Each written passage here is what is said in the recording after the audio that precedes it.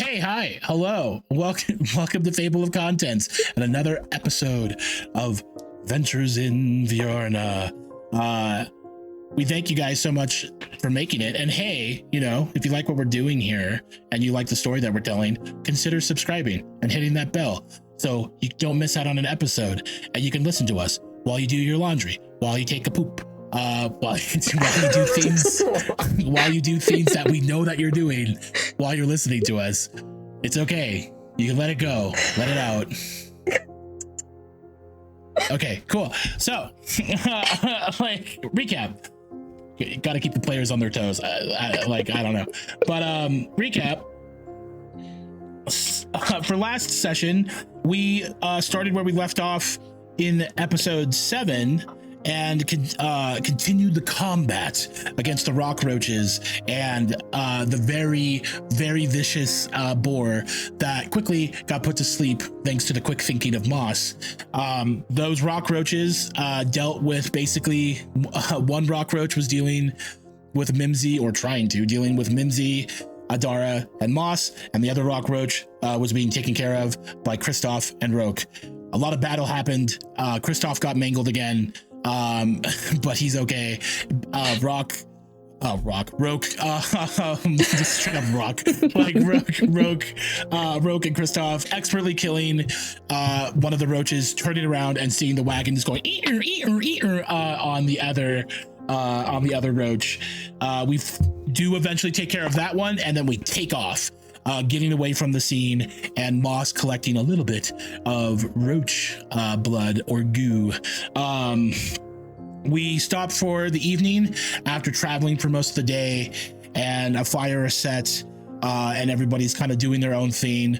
Kristoff goes off into the night to do whatever he was doing. Roke soon follows him and tries to look for him, but Adara follows Roke and gives him the book that he lent her and Moss. Adara and Moss took the time to translate the book into Common so that people that look at it can read it. And Roke, deeply touched, gave Adara a hug, and there was our first little moment of Adara letting somebody in. Adara then returned to the campfire as Roke was in the dark reading over the book, and noticed that Moss was making a little bit of soup, putting multiple things in it, like orange juice and roach guts.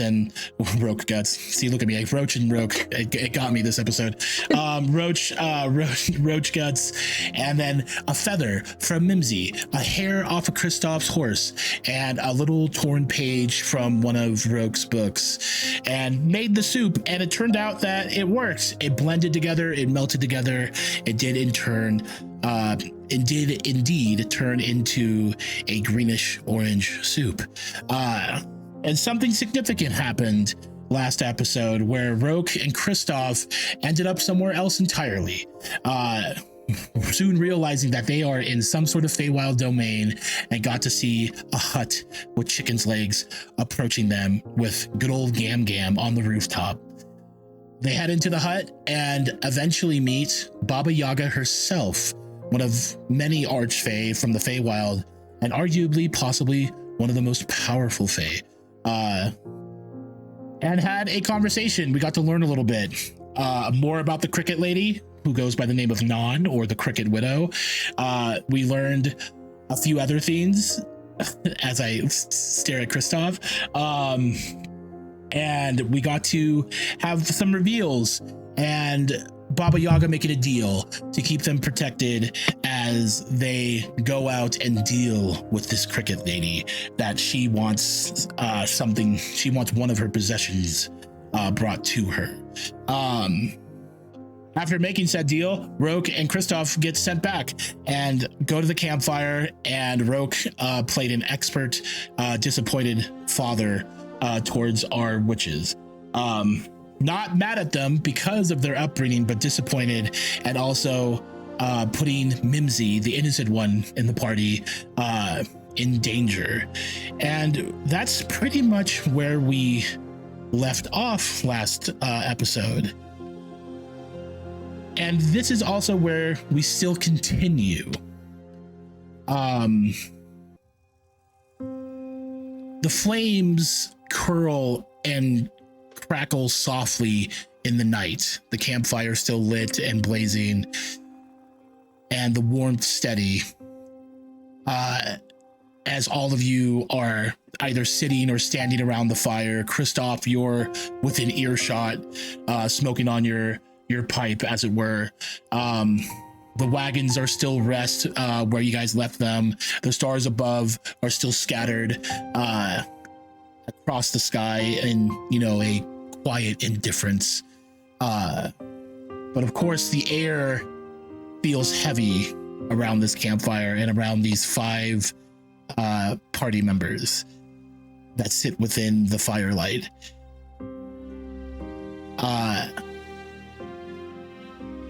Roke, what are you doing in this moment after communicating everything you did last episode? Roke is standing there with his mask in one hand and the journal in his other. And he, after witnessing Miss Caro's near breakdown, what is Mimsy doing right now? How long has it been since she ate the bread with the soup on it? Probably just about 5 minutes at best, I think. Maybe 10 at most. Okay.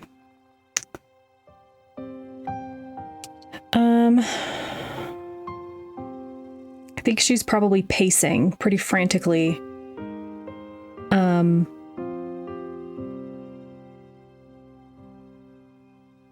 Kind of more just talking to herself, thinking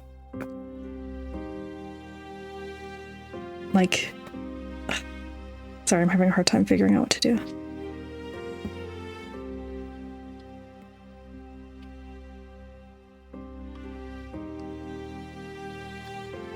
If I may, while she's pacing and muttering and probably getting a little bit more manic, Roke is gonna tuck the journal into one of his pouches and will reach out with his free hand and gently stop her and just kind of maneuver her over to a place to sit down. And when he sits her down, I'm gonna get down on one knee. Miss Caro, I know there's a lot right now. I do need a favor from you. This mask of mine, it is getting a little worn out and could use some maintenance, and you could use a distraction, and I will offer the mask up to her.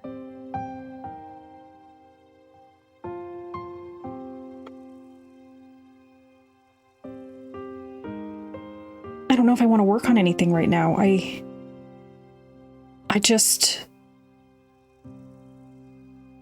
really can't go home. That's all I can think about. I think she'll look over at the witches at this point and kind of talk only to Roke. Do you think they pretended to be friends just to get us to do this?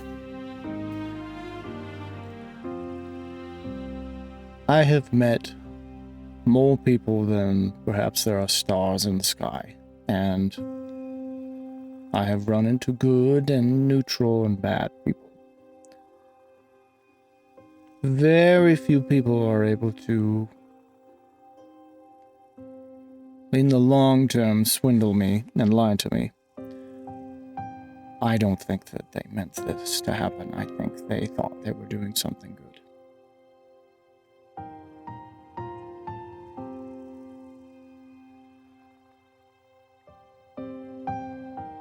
I think I have to ask them. So I think she'll still take the mask in her hand, kind of absentmindedly have it, and we'll go over to Adara and just ask outright. Was any of this real? Did you... Roke seems to think that you didn't...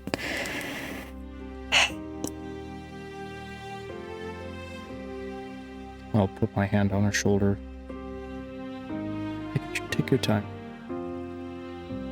It's a lot.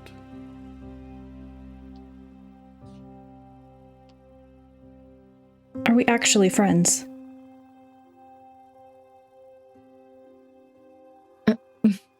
Of course we're friends. Why would you think any differently? We don't call someone our sister lightly. Do you hear us calling either of the boys our brother? No, but it just... Did you know this was going to happen? No. You didn't? No, we didn't. No. Okay.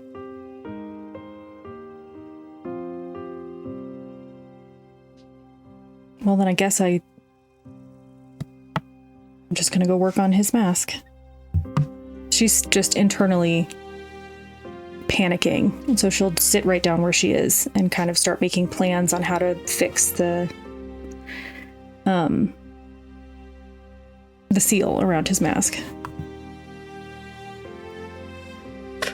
For what it's worth, MZ,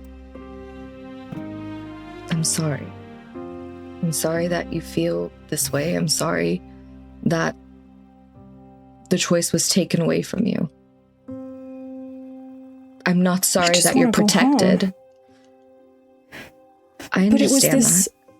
It was this choice. I had this option to leave whenever I wanted, and now that that's gone, all I want to do is go home.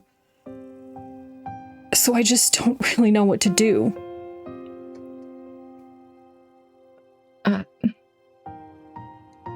Well? Sometimes choices are made for us, Miss Caro. Sometimes we have to do things that we don't want to do, and sometimes these things are hard and difficult and may not feel the best in the short term. The good news is if we succeed, you will go home. But like everything, nothing is assured and nothing is guaranteed.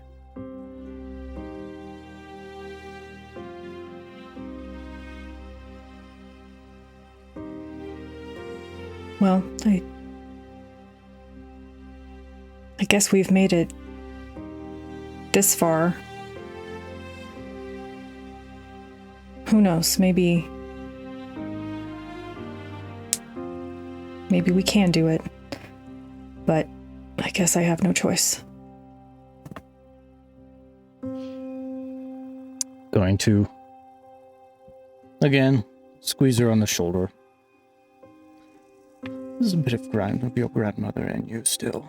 You'll see it. And I'll stand up and circle around.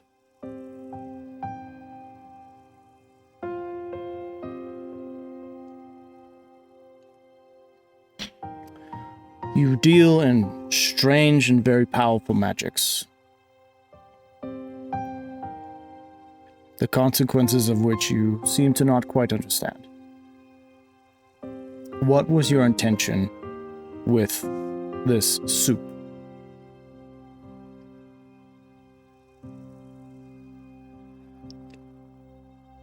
Either of you. I know my sister had good intentions. She did it for protection, as she always does. Protection, safety.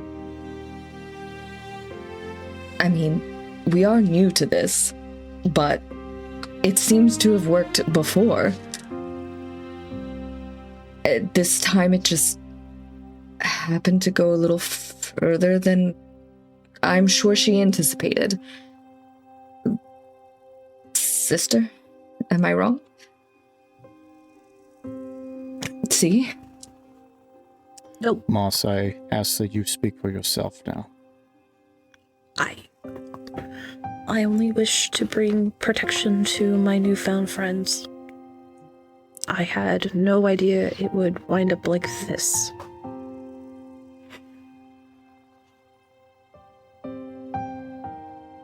So So if I had left without eating this random soup, like Roke said earlier, I would have been in danger. Yes. You would have been in danger had you not even been with the witches. This is a dangerous place. It is simply a different danger, perhaps more severe. But it was dangerous leaving home. But I could go back. You could.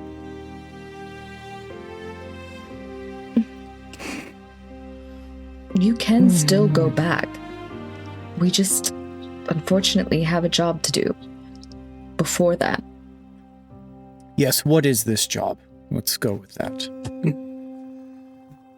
Well, I think you were given all the answers, weren't you? We were told to help you and protect you. That is not a job.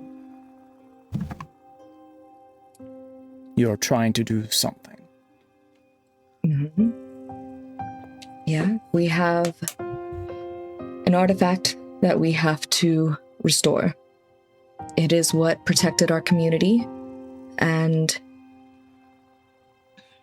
there was an accident. Our sister, Perditra, was unfortunately killed while we were trying to, well, she was. Anyway, she was trying to fix it, re-energize it. Anyway, we have to fix it. It was damaged, and I'm not good about talking about this stuff. We don't speak of this stuff. We were told to always keep our mouths shut. And I hope you understand the gravity of the situation of me opening up to you and telling you these things. It's not easy. But I do... This is the artifact... Sorry. Yeah, no. Continue, yeah. This is the artifact you wanted me to fix? Yes. And it killed someone? Well, kind of, but not really. She... Sister? Do we begin at the beginning? Yeah, that may be the best.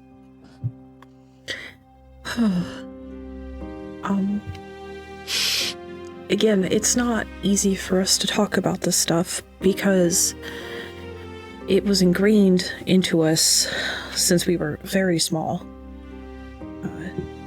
to be secretive.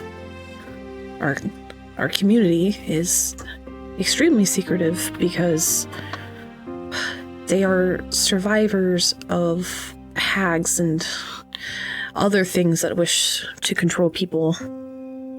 So we were lucky enough that our founders of our community were powerful enough to create these cursed artifacts that helped us basically have a everlasting community. They ended up giving their lives for such things. One of them offered her life so that we would have an endless stream that would never dry. But, you know, for example, but this one was made by Epidotus, which she sacrificed herself to create what we call the Phylax. It's a magical relic that, you know, keeps our community hidden from everything outside. So Perditra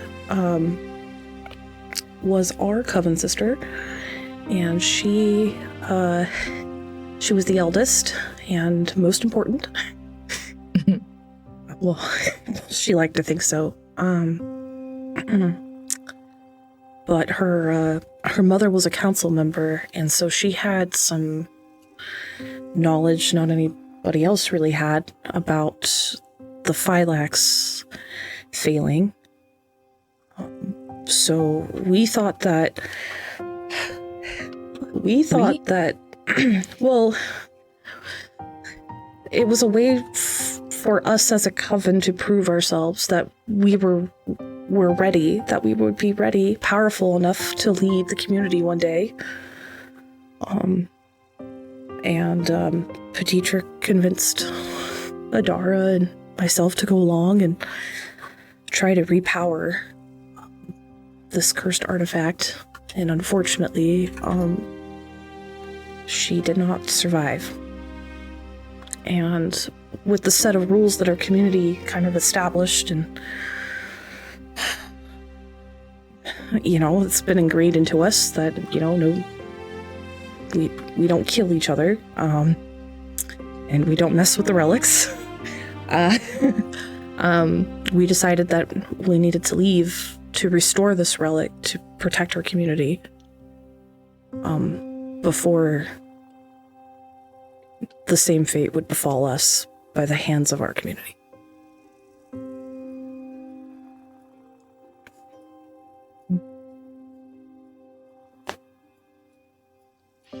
Have you ever been taught the difference between means and ends?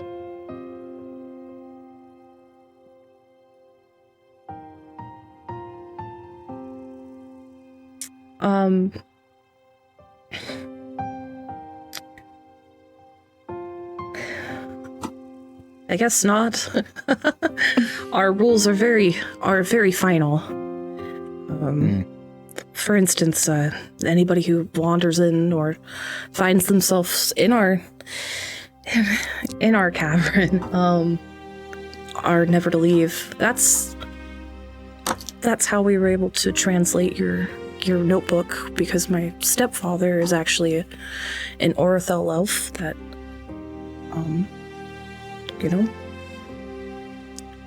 wandered in one day and never left. It's better than the alternative.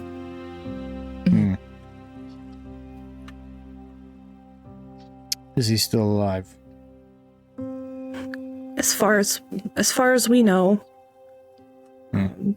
the faster we can get this thing fixed, the safer everybody would be.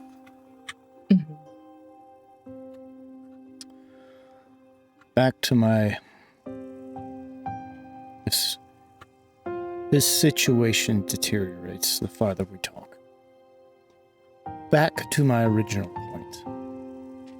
The desire for the soup was to protect us. However, that is the ends, the means to get us there without our choice. That very much goes into the overused phrase, the ends do not justify the means. This should have been something discussed prior, especially when dealing with very ancient, arcane, and misunderstood magics. In addition to that,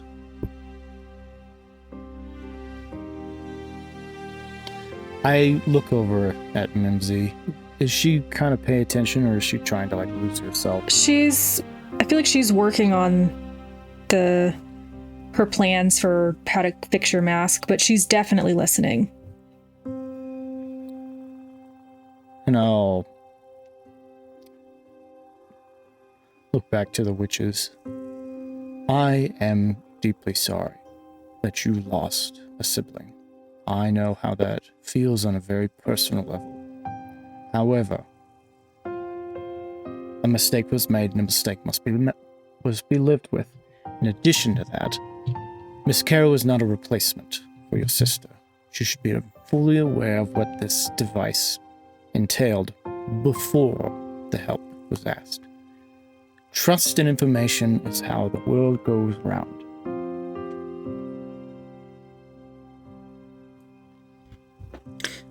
Understood.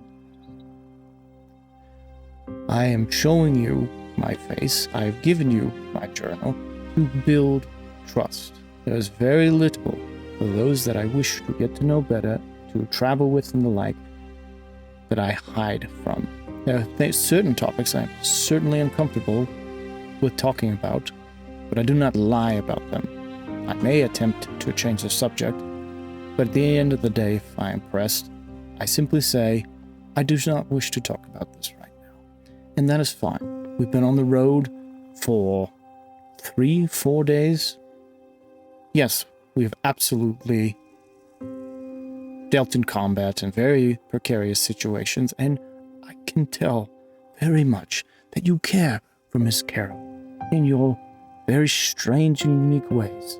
You do see her as a sister almost at this point. If that is true, then you must treat her as such. You must tell her what is going on. You must make sure she is involved and informed and is a member of the decisions of your group.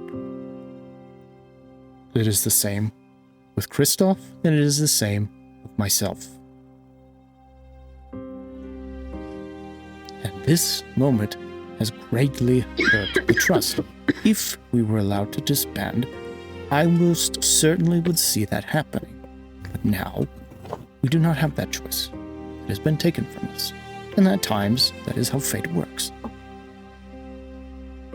I have dealt with it many times. She has not.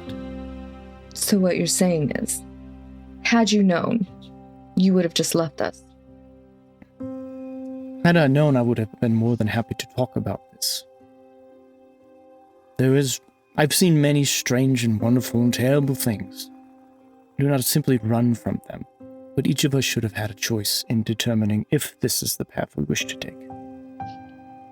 This was supposed to be a simple money-making adventure, a chance for a old cogger like myself to have another stream of income in order to have a monster hunter and a caretaker. This is now much beyond that, and is out of our choice at this point of view. I cannot Mimsy. guarantee what... Oh, sorry. Go ahead. It's like Mimsy is still looking down at the mask in the notebook, but she is crying. Well, maybe Oh. when we get to the crater, Freyloon, we maybe could go our separate ways then, so that, if I don't know, maybe so you don't have to, Perhaps. And perhaps the other two decide that. I feel it is now my obligation for twofold. One, to teach you the ways of the world and make you truly understand how you can fit in with it, at least in the time that you're here. Two, it appears one of my kindred is a prisoner of your coven.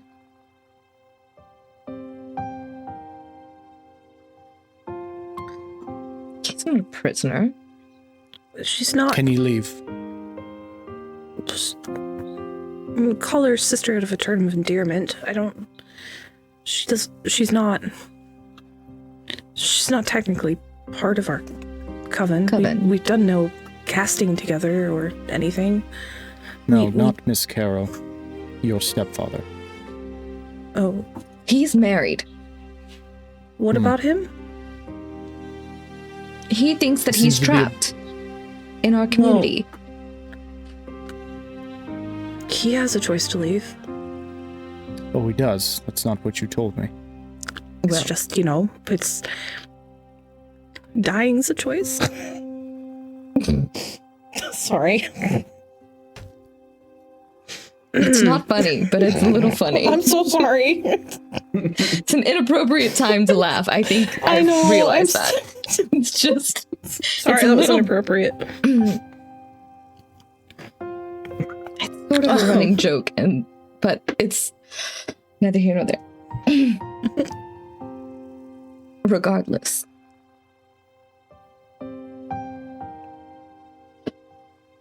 Mimsy is audibly sobbing over the fact that everything is happening and the fact that that Roke and the witches are bickering and everything. Awful. Oh, Moss, our bird sister's very distraught. I think you should do that thing do that thing, the hug. Remember when you were crying? And she gave you one. Maybe that will make her feel better. I don't think that not everybody would appreciate that right now, Adora. Oh. I'm gonna very carefully pull the mask out of Mimsy's hands and click it back into place and put my gloves on and reach a hand down for Miss Caro. She latches on, just like fully holds on to you. And I'll help her to her feet and I'll pull her into my hip and I'll look at to the witches.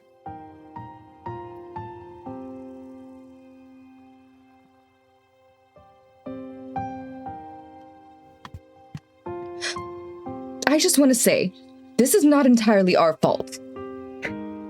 Oh. Yeah, oh. I am sorry that things happened the way that they happened. Yes, we wanted to give you protection. And, of course, that is what happened. It's unfortunate the way in which it happened. However, I don't think I remember either one of us saying Baba Yaga's name or asking her to appear. I do believe you told us that you asked for her presence, so perhaps things wouldn't have been quite as bad had you not requested her presence. Above table, I don't remember doing that. Has that happened? Mhm. When did I do that? You asked for the host. Oh, after we got teleported? Yeah, that would have been like last episode. Yeah. Yeah. Yeah. I believe you did mention that you. I did when we had gotten into the house, yeah. Yeah. And unfortunately, that was just a delaying tactic. But, so anyways. Are you okay, Quest? I'm so sorry. Are you okay? Don't cry. No! Sister, no! Sister, no! I'll give you a hug. This is why we play D&D, because we love to create trauma. Like, Dad's yelling! Dad is very upset. You're muted, I think. Oh, you're still muted. Still We can't muted. hear you. Still muted. We can't hear it. Oh, I'm just muted everywhere. I'm so sorry. Can you hear me now? Yes. Kristoff's disappointedness is just too much for me. It's too good. It is, yeah. It is very dad disappointed. I mean, Bro. I'm all fucked up. Jesus. No, it's okay. Oh no! I'm just in the background. Just This is gonna make me actually cry. Just thinking. I called I it. have been thinking about Kristoff this whole time, just taking big drags out of his pipe right now, just like. Fuck you, Kristoff. Just a Keep lot of stuffing fucking this stress. pot. He's probably You're like just- 1/3 You easily look away over, from there's his a whole tobacco butt. forest fire where he is Oh, standing. I've probably already loaded this thing probably like 4 times at this point.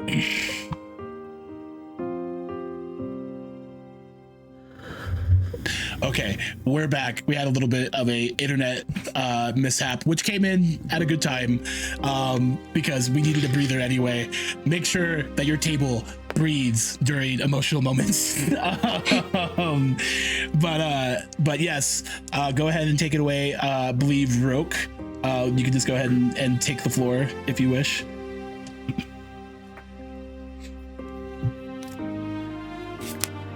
And you are right. I did ask for the host. Or the hostess in this case. And I could make excuses of the soup was already there. But it doesn't matter. It's the consequences of my actions, and they're the ones I must live with. So you are right. And I could easily be as to blame for this. Now, hold Miss Carol just a little bit tighter. But But just so long as that you understand that there are consequences to actions and we must take responsibility for them.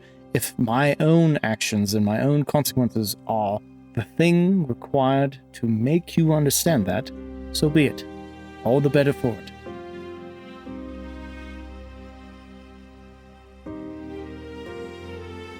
It's hard.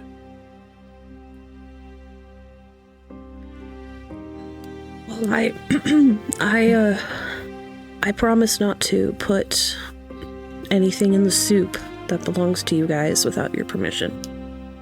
Here on out. That is a great start. Thank you.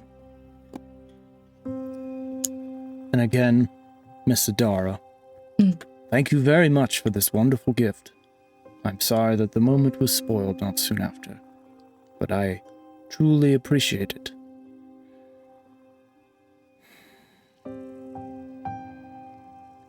But one right does not correct a wrong.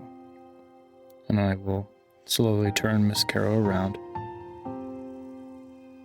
And I will lead her back to the wagon for her to be able to bed down. All right. I think at this point, you would hear like a light smack and then galloping off into the night. And if anybody does look, they'll see the back of Kristoff still standing in the camp light, the light of the campfire, and Zephyr galloping off into the night.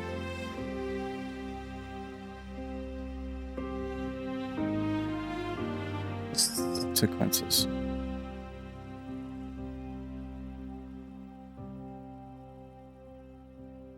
I do not wish to bring my companion into this mess when dealing with Archfey.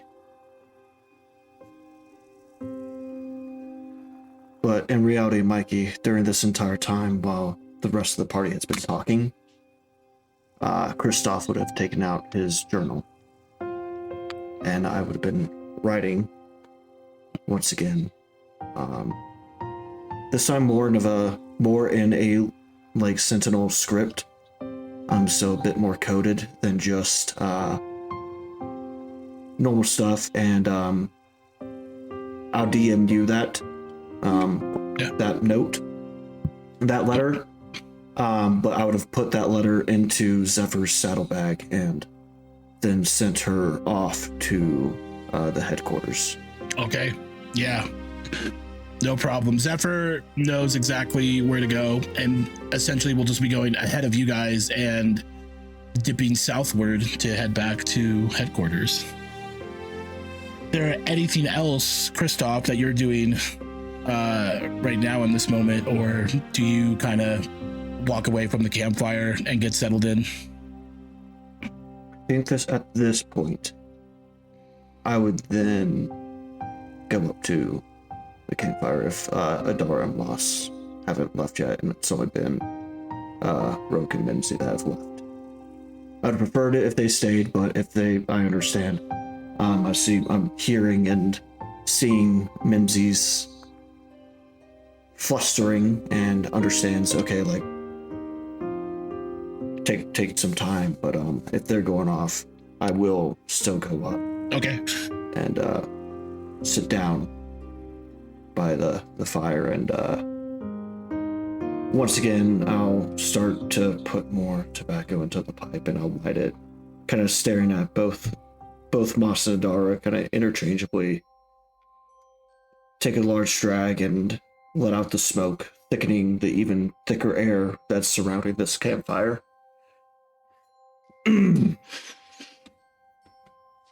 This artifact that you said was a cursed one and used the life force of one of your kin. How did it lose its power? Is it just losing power over time? Is it broken? If we are stuck in this and Baba Yaga has tasked us with your protection and helping you, I don't believe that parting ways at Freyloop is going to be an option. I think when we made this deal with the Archfey, we must see this through to the very end. So we need to know all the facts. Is this broken? Is it losing its power? Before we tell you anything, I have a relationship with the other two. We've gained some sort of trust. I know nothing about you. You haven't said anything to us except perhaps rude things under your breath that I couldn't hear. For all I know, you look at us like monsters. Why should I tell you anything? Because at this point, you're unfortunately stuck with me. Whether you like it or I like it or not, that is part of the deal that came with the suit with Baba Yaga. And so, differences aside, our feelings for each other aside, the task at hand must be done. Right. And how do I know that you're not going to use this information against us? Because I'll be stuck with you. My horse is gone. How do I not know that we truly are stuck with you and this was truly y'all's intention from the start? I don't know. And at this point, I don't care. I've made a deal with the Archfey and I have to see that deal through. Only the Moonweaver knows what kind of torment I could be put through if I don't follow this deal.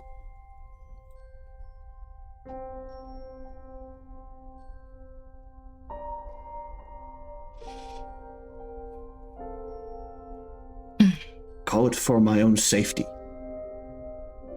Call it for my selfish well-being. What's keeping our community safe from you?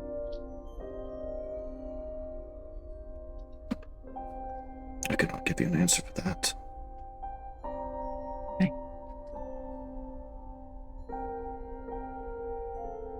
But as I said, unfortunately we're stuck together.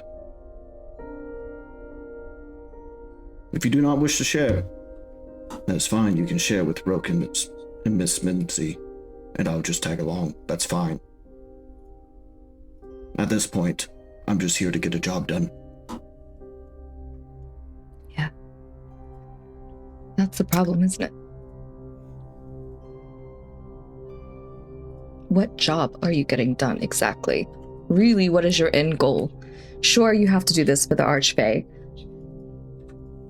But again, we're putting ourselves and our whole community at risk, giving you any information. Monster Hunter, who looks at witches like monsters. We are people trying to survive. We were put in a situation that we had no choice in the matter. We're not even... we're witch-born. So we even had less of an option. I mean, not that they had an option either. We are making the best out of a situation that we were given.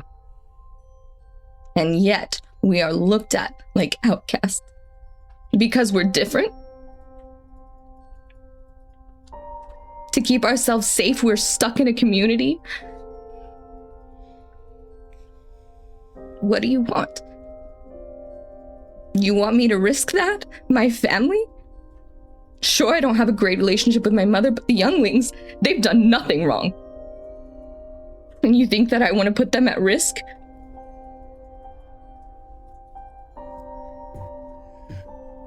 How do I trust you?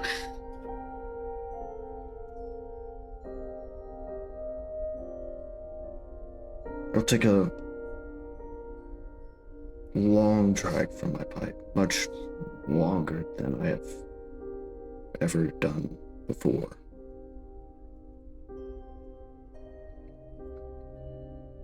The smoke will come out and swirl above my head a little bit.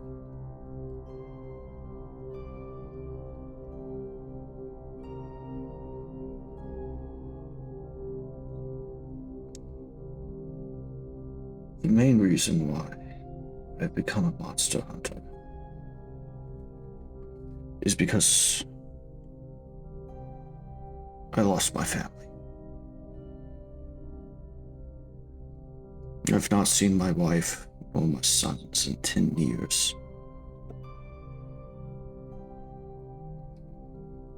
And it's because of monsters.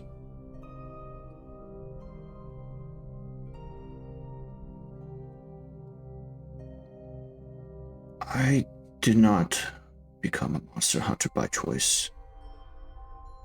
I became a monster hunter by necessity.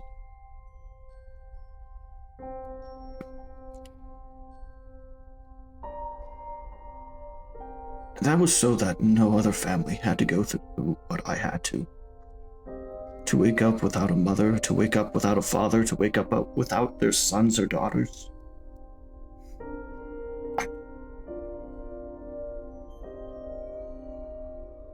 Yeah. I mourn for myself and for my family.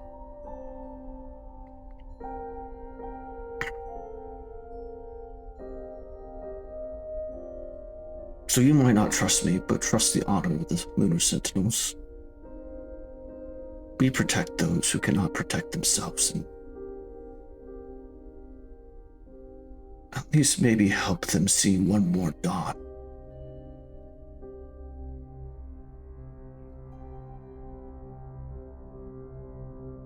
In your community, these monster hunters, they'll keep us safe.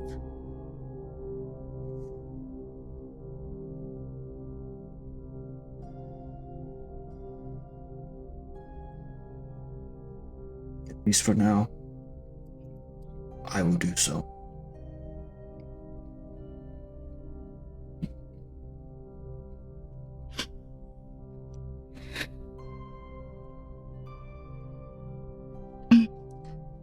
I guess we don't really have much of a choice anyway. Unfortunately, we do not. I just want you to know that we didn't have a choice into what we were born into. Our way of life may be strange, but we were born from people who were horribly tortured. And that was their normal. And so that was our normal. Some of the others were a little more lucky, but most of us.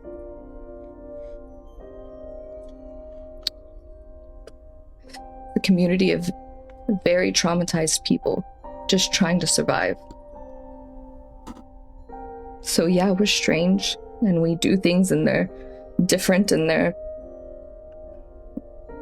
not conventional.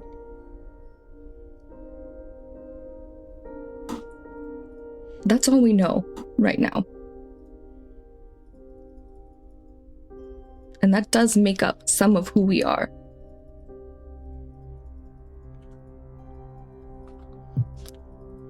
I think my sister has more of the information on things. I apologize for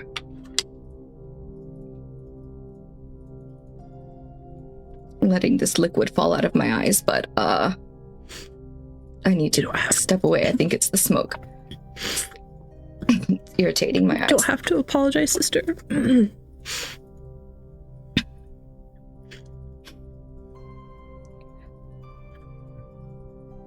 I hope we made the right decision. Me too.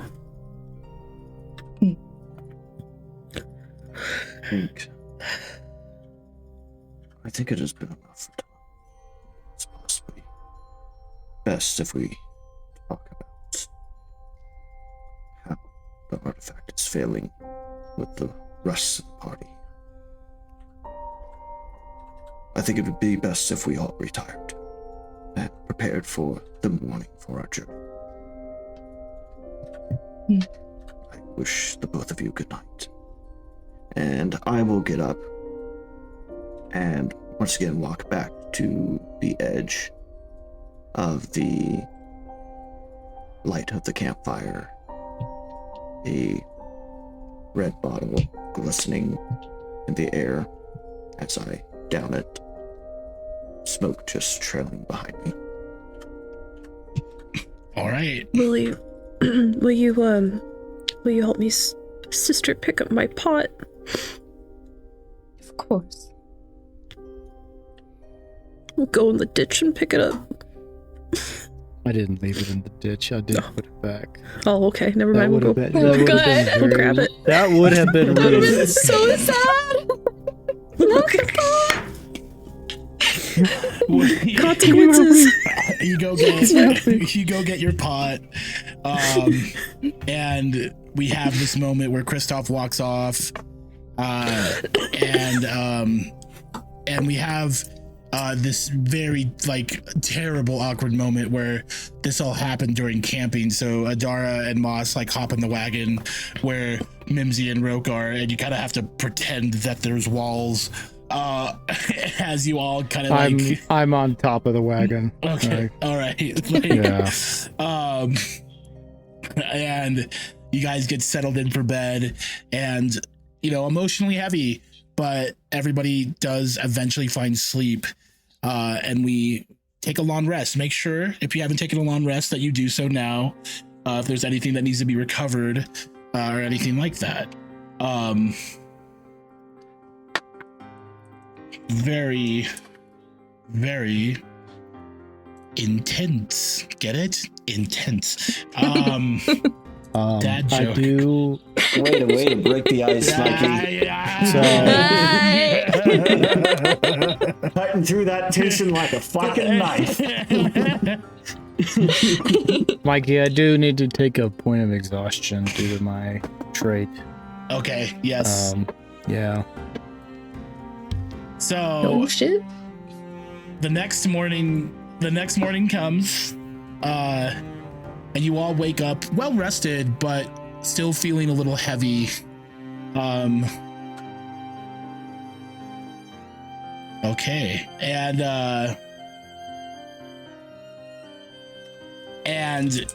you see that as you guys one by one wake up, Yorin immediately catches the vibe. And kind of just goes over to Kristoff and goes, Kristoff, where's your horse?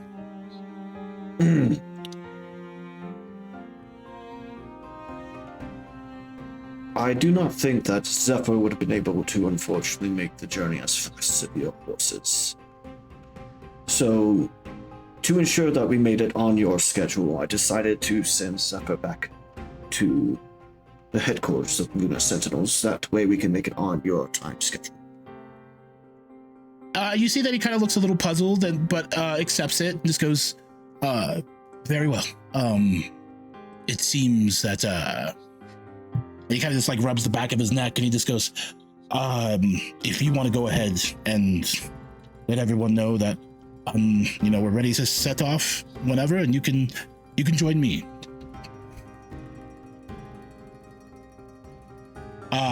And he does that. Do you let everyone know?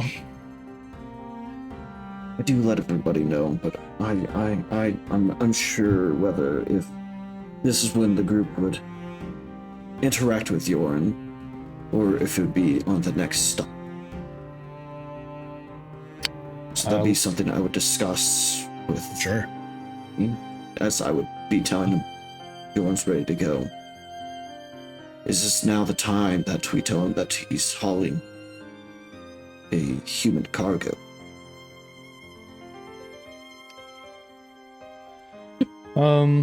When you talk to Roke, he's staring just out, and he'll slowly look at you, and his eyes will go from very dim to the normal level pretty slowly. Sorry. What did you say? Yorin's ready to move. We make our move and let him know that he's hauling human cargo, or do we wait at the next stop? I'll look over. Has he already climbed onto his wagon? He's kind of standing by his wagon right now and kind of just glancing over. You clearly see that he's giving you guys space. He's obviously not sure what's going on, but sees the slow morning that everyone's having. And he's kind of just waiting on your guys' move. But he looks ready to go, basically, yeah. Are the three ladies in the wagon?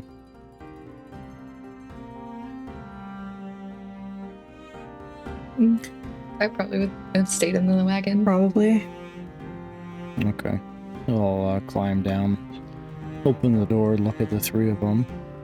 We can have our conversation with Yorm now. We can wait till the next stop. Is everyone ready for another tough conversation? Sure. No. I'd be incredibly surprised if you were. It's good. Do we have to? Eventually, but it doesn't need to be now. What? If I may ask, why do we care? How do we put it in terms of I've had enough. Oh. Are you serious right now? How do I put it in terms? Please stop fighting. I mean, No. my apologies. Now is not the time for these, at times, entertaining discussions to figure out what you do and do not understand. Right. If someone is in need, we help them. Oh. And there are people in that wagon, and they may be there by choice, and they may not be. Thanks for explaining it.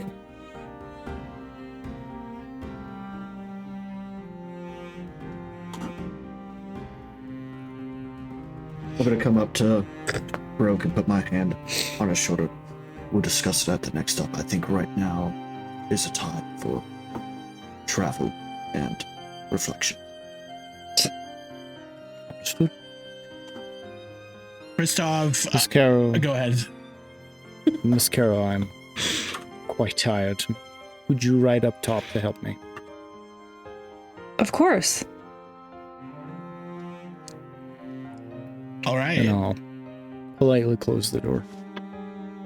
We leave the two witches in the wagon as Mimsy and Roke head up to the front driving seats. God!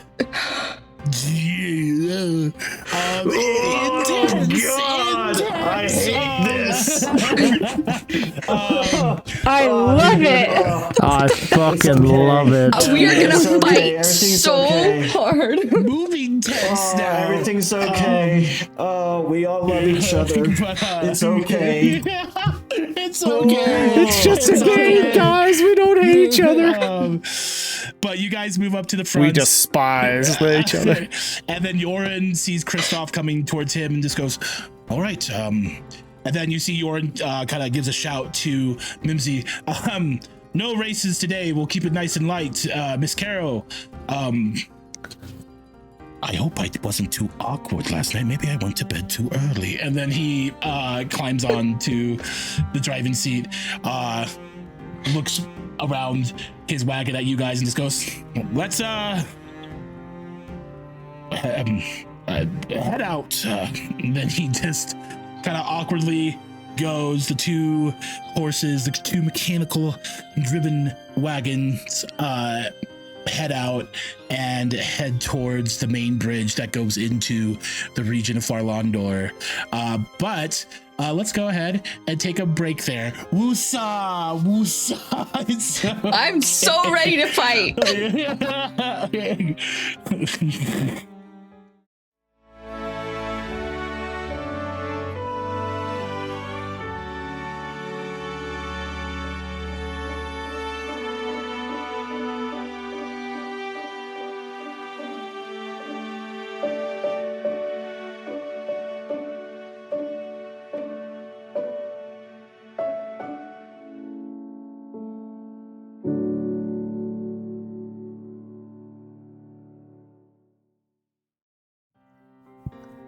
And we're back. So, again, we are in the next day, heading towards getting that much closer to the bridge that heads into Farlandor proper. And Yeah, Yorin is kind of just writing quietly. He does glance at you here and there, Kristoff. Almost kind of like that weird look that people give when they're not like quite friends yet or family, and it's like, are you gonna talk? Okay, that's fine. And just keeps riding the wagon, and eventually goes on to say, hopefully it's, not much of an intrusion, but everything okay with everyone?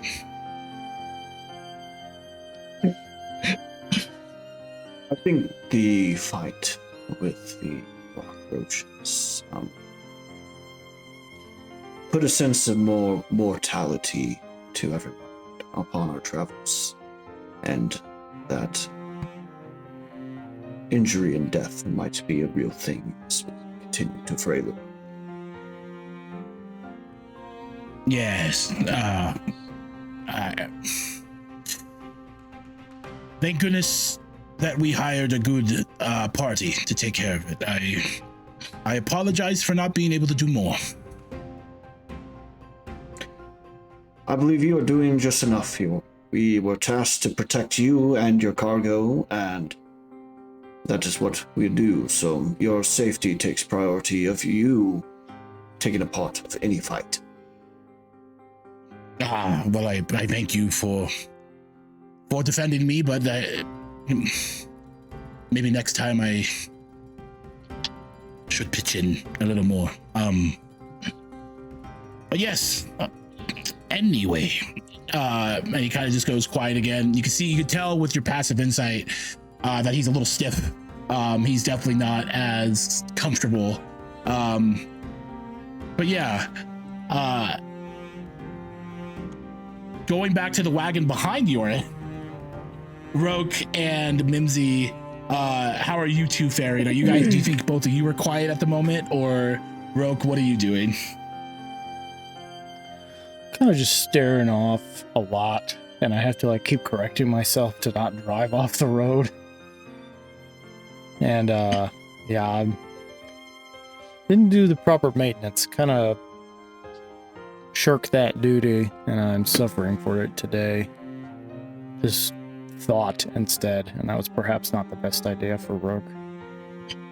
He's just kind of waiting for the first few hours to see if Mimsy has anything to say, or if the witches have anything to say. Is there only one set of reins? Yes. I'm gonna just gently take them from him. Just hand them off and put my hands in my lap. Thank you. Of course. So, I know I said I didn't want to talk about it, but now that we're the only two here, do you have any more thoughts on our situation? I have many thoughts. Some are coming and some are going, and some I've already forgotten. Sounds about right. Yes. You are the one I am more worried about, Miss Carol. I was charged by your grandmother to protect you, and your mother, and your father, and I'm sure your grandfather. If he wasn't upset with me for this. But, It's not like it's your fault that this happened. Not really. But in a way it is. Not directly, perhaps. I certainly did not wish to have that happen, but you're here because of me, and we shouldn't hide or avoid that fact. Wouldn't be right. I did decide to leave on my own, but You did. Like I said last night, there was this safety net of I could just leave whenever I wanted. And now that's gone, and I feel all I want to do is go home, and I want to hug my mom. I want to listen to Quinn while she sings and bakes. And Lou getting into trouble again. Somehow I miss them more than ever, knowing that I can't go back until this is all over.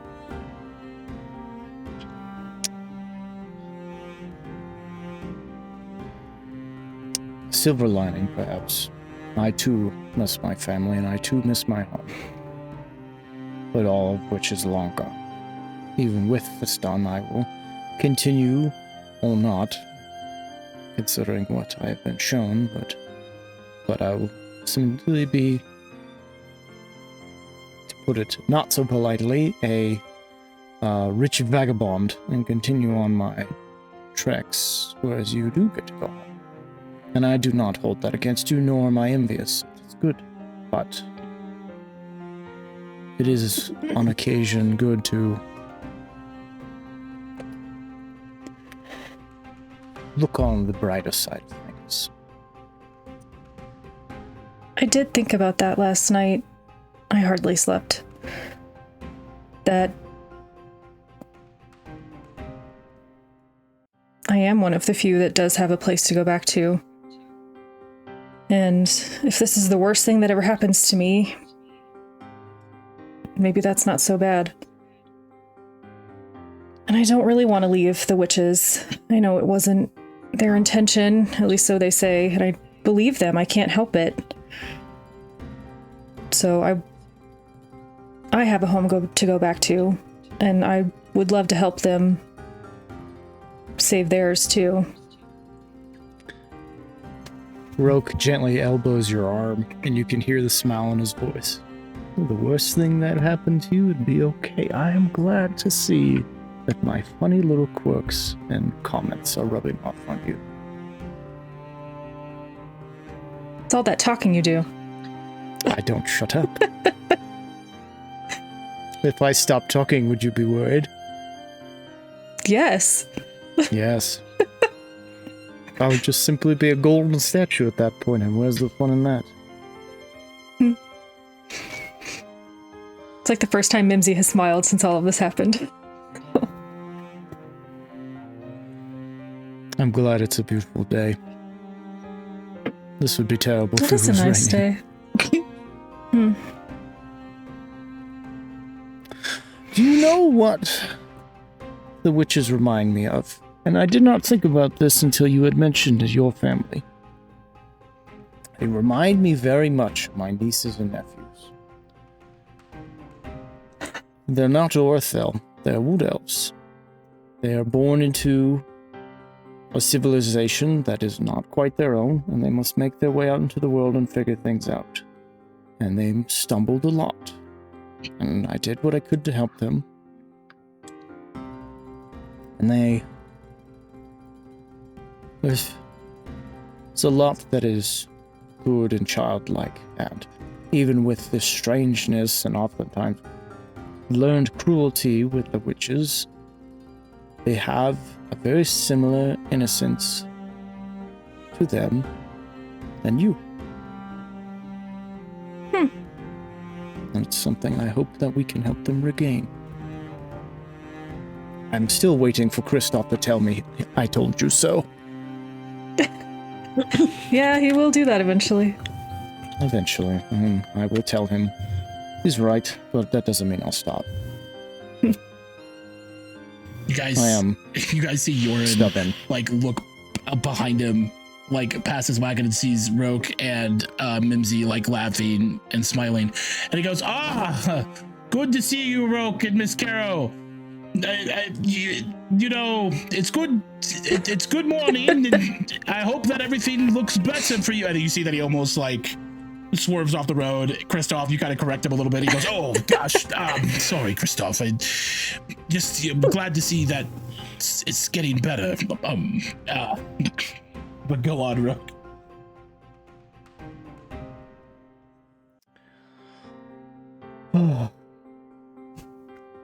I can take the reins back if you wish to talk to them.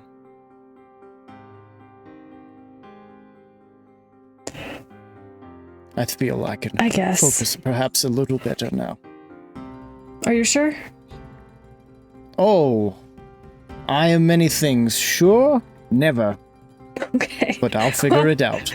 You can always yell for me if you need the help. You will hear long it before where the wagon will start to tip, and you will feel the whales bouncing. I don't think I'll need to shout. All right, good to know. And I'll open the window for her to climb in. Yeah, you open the like tarp that goes back into the wagon. Before Mimsy joins you both, Adara and Moss, is there any conversation that you two are having with each other before she joins in? I think, yeah.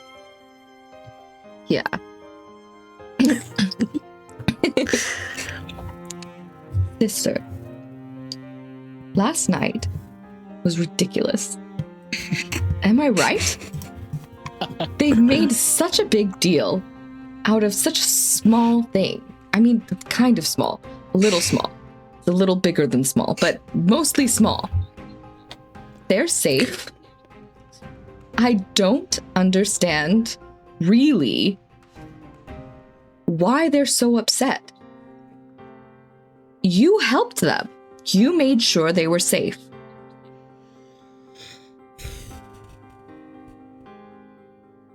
Am I wrong? I thought that way too, sister. But I stayed up all night thinking about it. And that definitely wasn't to avoid sleep, right?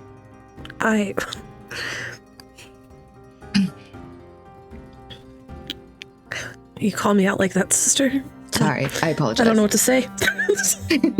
Big old crow's feet underneath Moss's eyes. I apologize, sister. Continue. Like, I have tear streaks in my my face.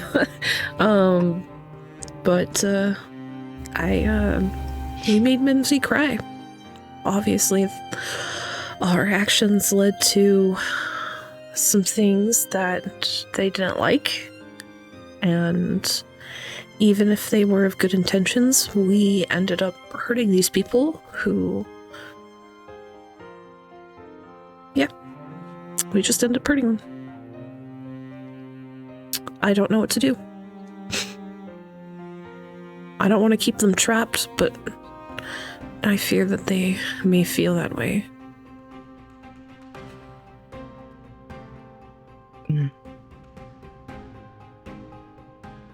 I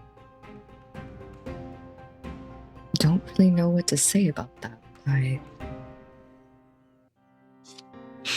don't really want them to feel trapped either. It's a little bit their fault. Maybe. I think it's at that moment, Mimsy, you step in and see that Adara and Moss are just quietly talking to themselves. What is it that Mimsy possibly says as she sees Adara and Moss? Am I interrupting something? No. Okay. Well, I have been thinking a lot about what I was going to say. I spent most of the night thinking about it, really. But I think it might be better for me to just say this. I forgive you, and I want to help.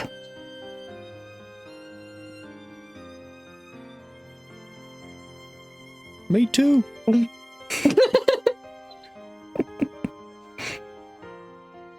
I'm really glad you said I'm that because I was scared.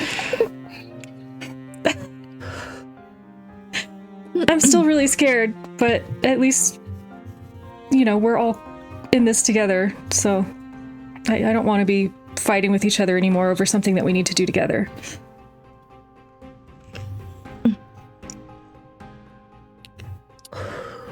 Well, I am sorry that you were put in this position.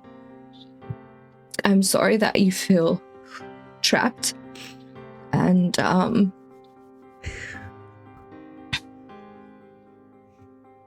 thank you for your grace in this situation and forgiveness.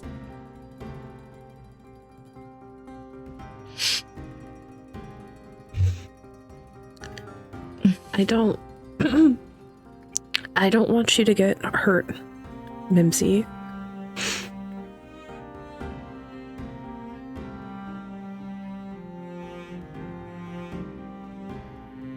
Mimsy's gonna hold her arms out. I really, really hate this. I know, but No. please. Okay, fine. I'm gonna break really I know you hard. do, Oh, sorry. but Just please. send Mimsy into them. Oh, apologies. I'm definitely eavesdropping right The now. heart tree. I'm sorry. We're gonna call that That was canon, and Mimsy perfect. goes flying into the witch's arms into a group. I'm gonna start crying if I actually think about it too much. I know. Well, I've had to stop myself like 3 times. The three of you group hug, just like back at the inn, as these 3 friends only grow stronger in their connection. My goodness. It's around this time, a little like a couple more hours down the road as we're traveling. We do eventually get to the bridge. Simply, like, they keep it nice and simple around here. It's simply just known as the Lador Bridge. The bridge that is watched over by the dwarves that leads into the region of Farlandor, or, vice versa into Braldoon Crossing. A line, more like longer than normal, of wagons and travelers on horses or on foot, extends pretty extensively from the bridge, and you can tell that there are a lot more Delvguard that are just at the bridge. Usually you have like just a handful or 2 at the bridge, and now there's easily like a couple dozen, and they're doing checks. And you see these 2 like very large stone watchtowers on the other side of the river that look over the bridge, very imposing, very guarded, and slowly but surely you guys make your way up to the bridge. A like female human Delvguard comes to Yoren's side of the wagon, along with like another dwarf Delvguard, and you see that she goes, "How many are with you?" and just starts asking questions. Yoren just gives the information of like, "Yes, we have 2 wagons, the one behind me and this one, and this is what we're traveling with," and all that. And you see the Delvguard, Kristoff, you see this easily. And actually, go ahead, actually give me either an insight check or a perception check. We'll go ahead and give you an insight check.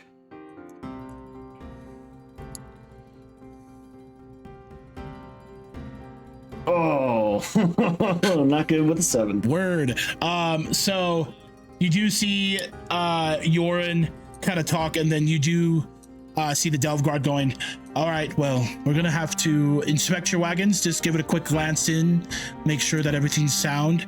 And Yoren kind of goes, "Oh, I don't see the necessity in that. I've told you what's in my wagon, so like I said," and he just kind of lists off things that are in his wagon, and then he just goes, "And then we just have 4 travelers in the other wagon. It's just another simple wagon and my mechanical horses."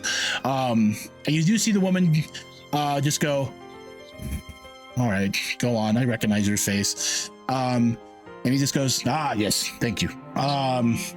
And actually, I'll go ahead and say, Roke, go ahead and give me a perception check or insight check. You'll be able to see this as well. Possibly, hopefully. We'll see what the dice say. Okay. They're the same, so I'm gonna do. What did you do, Kristoff? Insight or perception? I did insight. I'll do perception.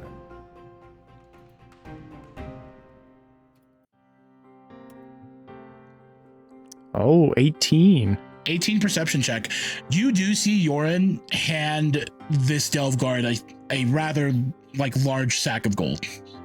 Like clearly it's money. You hear it with the perception check, like a cleaning of coins, as he's like, "Oh, I don't see the necessities of that." And you see that the delve guard just kind of looks at him, puts that money in her chest, like breastplate, and just goes, "Okay, you can go. I recognize your face." So you see that Yoren clearly bribed her. And she just goes, "These 2 wagons are good to go. Next." And Yoren just keeps going. He goes, nice and simple for us. Good.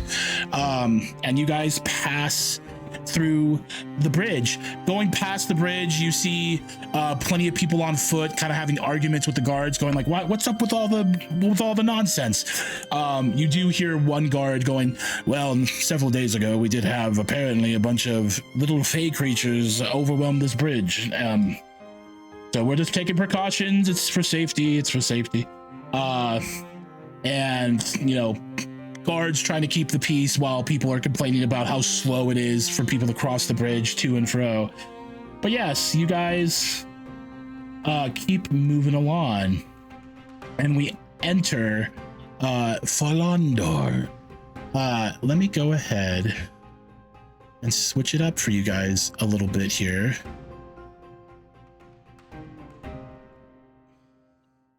As we go in to the next region.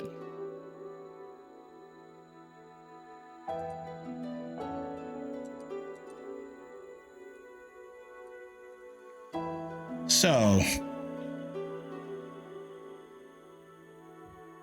we cross into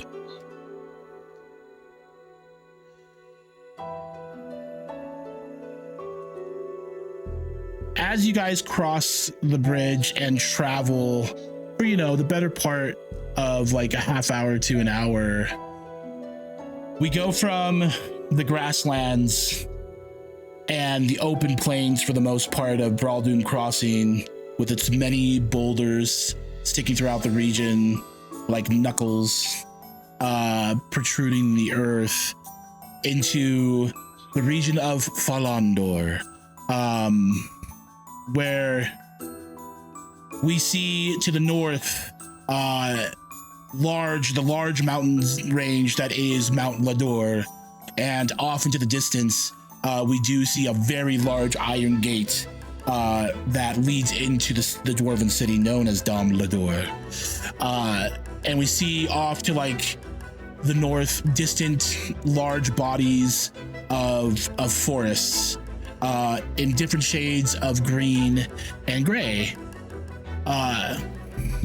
And we see that we have grasslands around us, but the grass is much taller, a little darker, and much more lush and dense than what Braldoon Crossing had to offer. And as you guys look over to your right, towards the east, we see the impossibly large forest that is the Whispering Willow Forest, that goes on as far as the eye can see.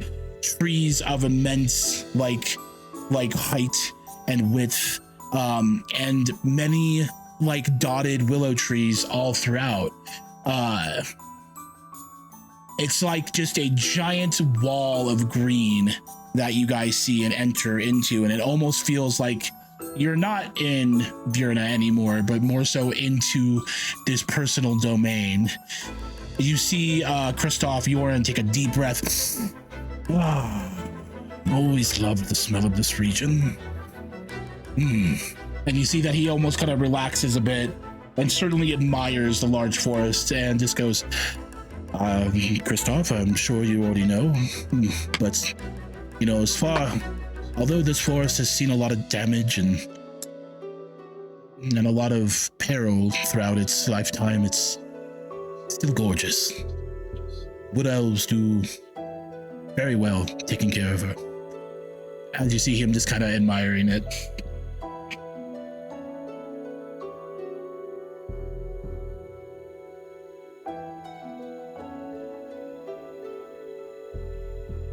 A good place for someone to be able to call home.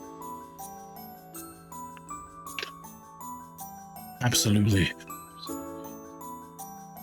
I'm glad that we made it this far. Let's hope that the rest of our travels are nice and smooth. Oh God, I just jinxed it. And he kind of just plays it cool and keeps going. And for a lot of you, pretty much for all of you, you've all been through here one way or another. To some of you, it's home. Just to the north is Mimsy's home. But instead, we keep going further away from home as eventually, after another day of travel or two, we eventually get to a village. You get off the main path and head east to a village called Tree Pass. This village is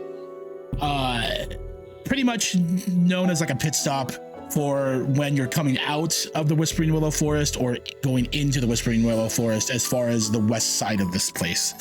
The forest is so large that it has several main paths that people can use, and like these paths and roads are the safe route. For the Whispering Willow Forest is definitely known for its dangers, and for all travelers, everybody recommends that, hey, do not go into the forest unless you want to see some incredible things, both good or bad.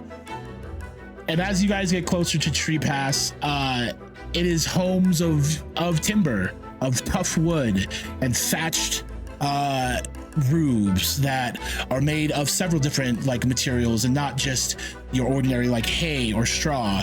And it sticks out almost in the middle of like a large meadow area that is just dotted with small little thickets of trees to your left and to your right, and dotted with hills that scatter about. And it's just this one village that stands out amongst this area. And you do see that like smoke curling from chimneys, and eventually as you guys get closer and closer, you hear voices carry softly across this open space. And beyond the homes, you do see kind of on like just outside of this village are a bunch of camps with wagons by them and large tents and campfires, bonfires even. Like people are cooking and whatnot. And although the village is a rather large village, about 1,000 people or so, and it's also filled with inns. Like this village has so many inns because of how many people are coming in and out of this forest. There is still not enough for all the people that tend to travel in and out of the Whispering Willow Forest. So people kind of just set up camp outside of the village where they can, still go into the village to get their provisions and what have you before they go in or out. And you guys kind of make your way, and as we make it into Tree Pass, we'll go ahead, here's our beautiful region, and then we'll go ahead and focus in on Tree Pass. And as you guys come in from the south, Yorn's just like, oh my, I'm so glad that I made reservations. It seems to be packed more than normal. And you do see, Kristoff, that Yorn's really taken into account, like you can tell just with your passive like insight that he's counting all the different camps that are around, and really taking it in with how many people are stuffed into this village in a way. And you see that he goes by one of the inns that's called the Dancing Pine, where you hear music and people shouting in song, and what sounds like a lot of dancing inside in a dance hall like fashion. And he goes, this place is pretty cheerful. Maybe we could all just have a good night here, and we'll take off first thing in the morning, so long as everybody feels good about it. And maybe we can celebrate with a jingle. And then he hops off the wagon and like kind of waves at Roke and Mimsy, and everybody kind of unloads. and just goes, "Welcome to Tree Pass. We're here now. Hopefully everything's to your liking. We do have enough rooms. I made sure to acquire 3 rooms. Roke, Kristoff, you have your own room, and Mimsy and Adara and Moss, you have another room, and then I got a room for myself. My idea is that we'll leave first thing in the morning, so long as everybody feels good. But please help yourselves. It's a humble village, but you never know what you might find here." He kind of nods and like leads you guys to it. What does everybody do? Let's go ahead and start off with our witches and Mimsy. Adara, Moss, Mimsy, you guys, you are left into this village. What do you guys do first as you start to unload, or not unload, but like get off the wagon, stretch your legs and everything? What do you guys do? Is there a restaurant in the inn? Well, there is food. Yes, they do have. There is food. There is food that they serve. Yeah. I'm gonna take out my flask of orange juice, open it, take a swig, close it up. Flask. Things have been very stressful. Need my fix. Yeah, Orange juice just takes the edge off. It does. Just takes the edge right off. Feel a little better. Is Roke anywhere near us? I mean, he's kind of doing his own thing at the moment. He's going through his journals and like looking around because it's been a while, so he's seeing like how much has changed and seeing if anyone who might still be alive is around. He's kind of just planning to himself at the moment. I'm gonna actively avoid him. Just keep my back turned to him.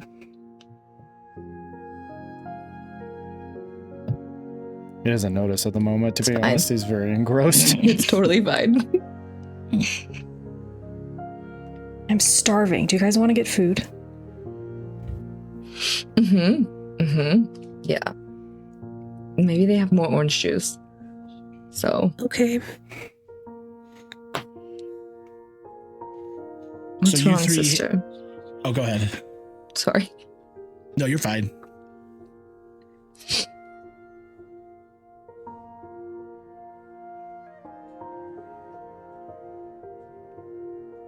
Oh, we can go.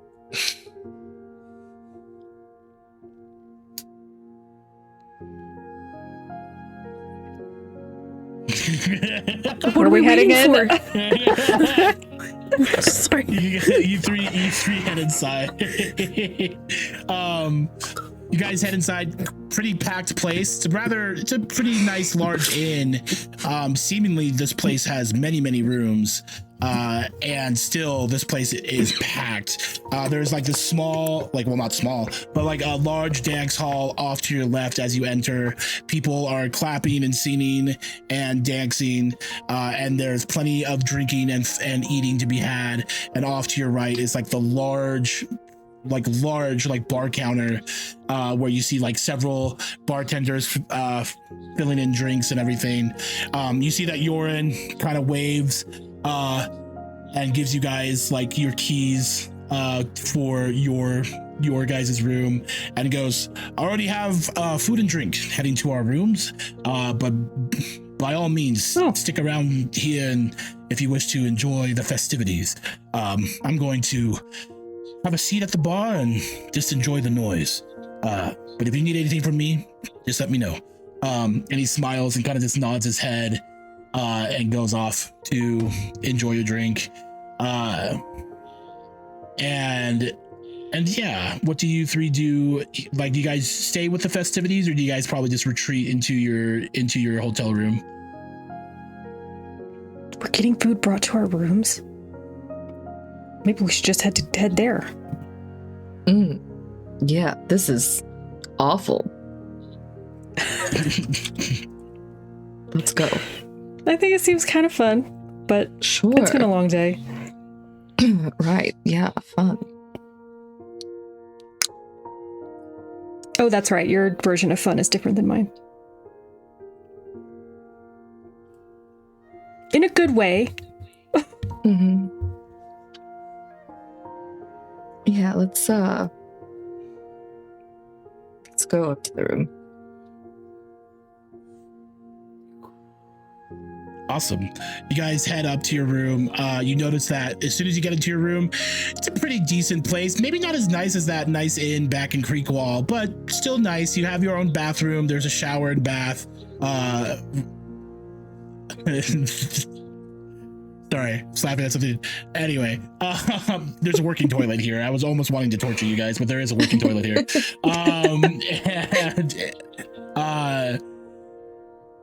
And yeah, soon after you get a knock at the door and just like room service, and there is a cart filled with a very large gallon of orange juice. There is a fresh baked like sourdough that has chunks of cheese and some sort of peppers in it, that comes with like some sliced salted meats, some freshly sliced pears to go with the richness of everything, and some very nice other drinkage too. You got like a large growler of ale, some water, all the good stuff, some fresh towels, all the good things. And you guys are left to your own devices. Roke and Kristoff, what are both of you doing? Starting with Kristoff, what are you doing? I think after getting off the wagon, instead of heading inside into the inn, I'm going to walk around the village and just breathe the air and explore, take time, feel as I pass trees. I'll put my hand on them and let them rub against the wood, and maybe on the outskirts of town, possibly climb one.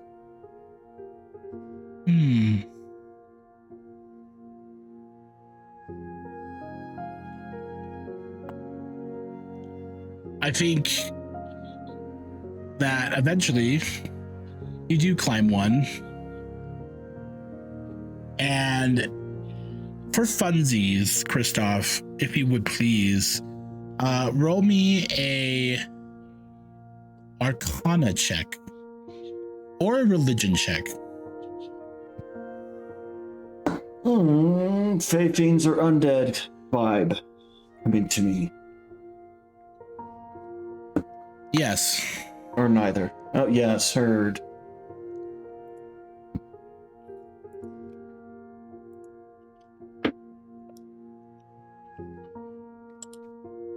A 19. Okay.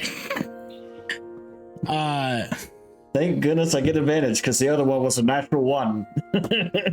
There's a moment that happens here where you climb the tree and you kind of have this moment of nostalgia. This is where, there's probably some people on the street that notice what you're doing. Nobody really takes mind. Someone climbing a tree is not a weird thing. But for the most part that nobody's looking at you, and you're able to enjoy this moment. And as you kind of get up this tree and sit up on one of the taller branches there, you kind of take a look, out and get a nice little view of the inn nearby, and watch people just walking to and fro from the streets, and hearing people having conversation, laughter, and singing in the distance, and just kind of breathe in the fresh air that is Farlandor, because Farlandor has just a certain like smell to it, like all these trees and just the vegetation and like the flora that is in this region just provide such a experience that it's almost hard to ever want to leave this place because of how calming it can be. And there's this moment where you notice there's this moment you notice as you look at your shadow, and you see that your shadow is not exactly where it should be with how light is being casted on you. Your shadow is directly like at the center of the tree. So you're like sitting on a branch and you look over and your shadow is right there on like the body of the tree. And you see that the shadow looks at you and it's just kind of Peter Pan fucking stance, just has his hands at his hips and then just waves at you.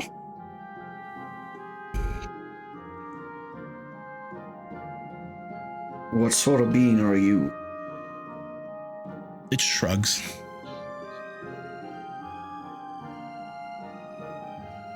Why have you come here?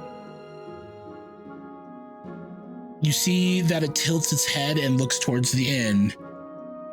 And as you kind of look at the inn and then look back at the shadow, you see that it has a like shadow of an apple in its hand. And it's just like tossing an apple and catching it.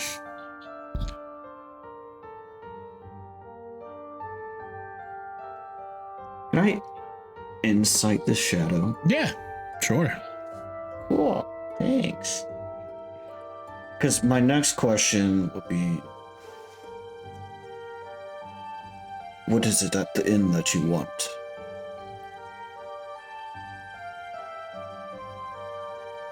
A 13? With a 13,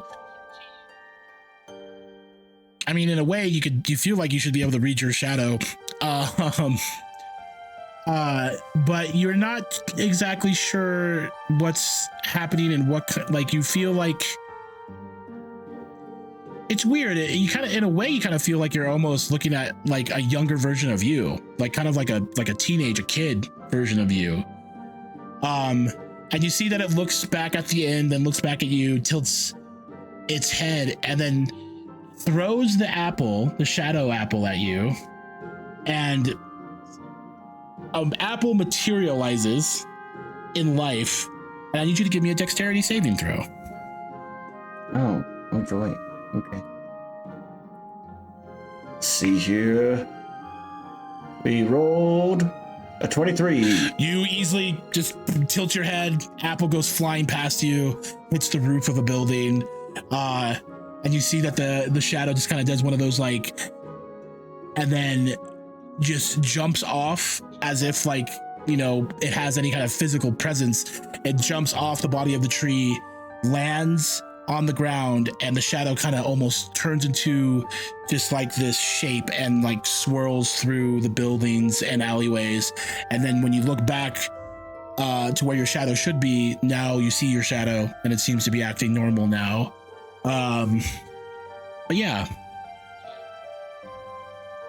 I think we'll go back to the inn. I believe my shadow was telling me to go to the inn, so we'll go to the inn. All right. Roke, what are you doing? This entire time he's going through his journal that went from like the last time he was at Tree House. It's like, oh, they're probably dead. They don't like me. They like me. Yes. I have good news, everyone. It seems that perhaps the family that makes this wonderful little dish called a toffee might still be around. Wonderful, but terrible for your teeth. Oh. I did it again. Oh. Rogue, go ahead and roll me Yes. an Arcana or a religion check. Yeah. Why are you choosing to be by yourself, Rogue? I didn't mean it. They left me. I thought you would follow. I'm right outside. I'm not alone. There's like 38 people in this wagon right next to me. Yeah, that's true. That's true. I will do Arcana.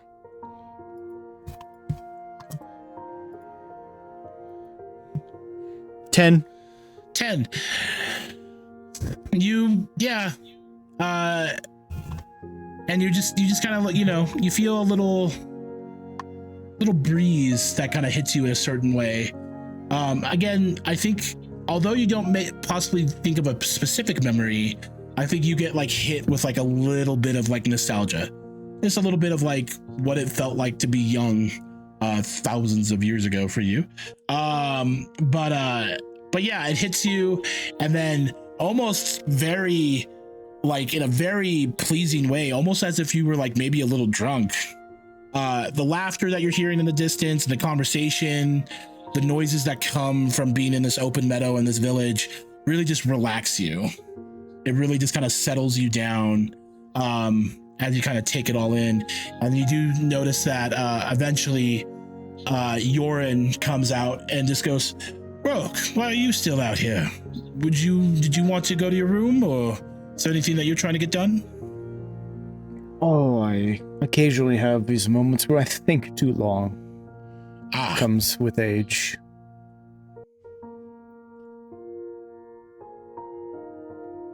Well, you need company, my friend. Always. It's been quite a long time since I've been here. In the last few centuries, I'm not the traveled man I once was, and certainly cannot match you, even in my best time, I'm sure. Yes, absolutely. I feel that things were a little tense the last day or two. Maybe we can get something for everybody that'll cheer them up. I know this place that makes brilliant toffee. You know it as well. Terrible for your teeth, but it's worth it. I'm not gonna lie. It's a guilty pleasure of mine, and I wish to get myself some. But yes, please, like maybe we could just take a walk. It'd be good to just walk with you, my friend. And go ahead, if you would, please give me an insight check. Oh. Okay. 6, and I don't have inspiration, so I will stick with the 6. All right. You do notice that Yoren kind of just walks by the wagons, make sure that they're good, and like there's a couple people that come by that he pays really quickly that like take the wagons and go store them in the next building, just next door to the inn. Goes, very well, very good, and then walks with you down the street and just goes, yes, maybe a good day of some good food and drink and some merriment from everybody around. Everybody's so lively here. There's so many people that come in and out and tell the stories of what they experienced in the forest, and it's a good place, good rest stop. Hopefully it'll lift our spirits. I'm sure we could use that right now, and that would be most appreciated. You are a very good employer. Strange at times, but in an endearing manner, and I appreciate that. You see that he like turns his head away from you, just goes, you're still maintaining friendships, Yoren. Good job. And you are doing a good job, but you are not good at whispering. You caught me. And he goes on to say, endearing, Yoren. Remember that. Absolutely, indeed. And you're weird too. In a good way. Thank you. Thank you. Kind of scratches the back of his head, and continues to walk with you. And he does say like one last thing. He just kind of goes, if I'm, you're a very interesting party of people that I've traveled with in many a year. Not to say that I haven't met other fun or interesting people, but it's few and far between. And I hope it's not overstepping if I ask is everything all right? It seems that maybe some intense things possibly happens, possibly some quarrel, maybe.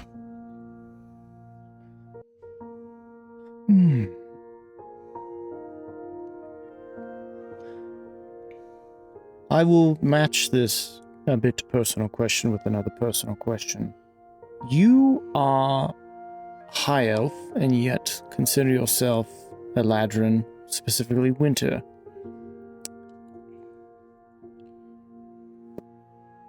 I assume that comes from a misunderstanding and an undesire to fit in with the current culture that you're a part of, correct? Or perhaps more deeper than that. Go ahead and roll me a persuasion check if you would.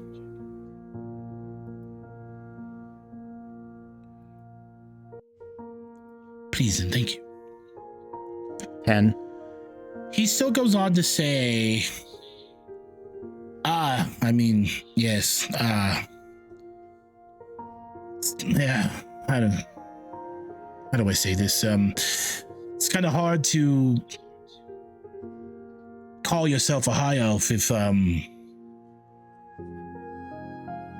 not to put ourselves in groups, but, I'm sure you may already know this. You are very aware of the history of things.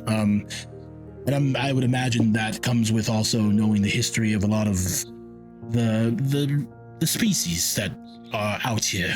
But many of the Eladrin that came into Veurna were of the summer and spring.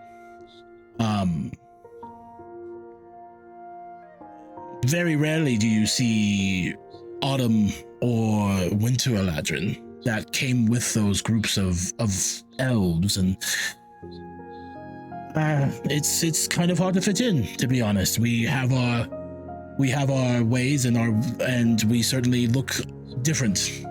And the years of those Eladrin who now call themselves high elves, they created their own reputation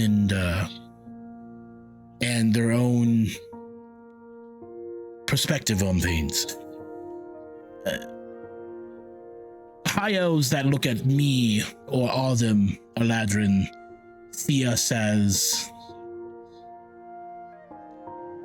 not those who chose to come here, which is very pompous, really. It's, because who cares, what kind of elf I am or anything. If I choose to come here and make my own business, then I should be able to live freely and not be judged by my own people. And to think that if I were to be with these same people while they were still in the Feywild, I would have seen them as brothers and sisters, but they really have done a bang-up job at just judging everyone.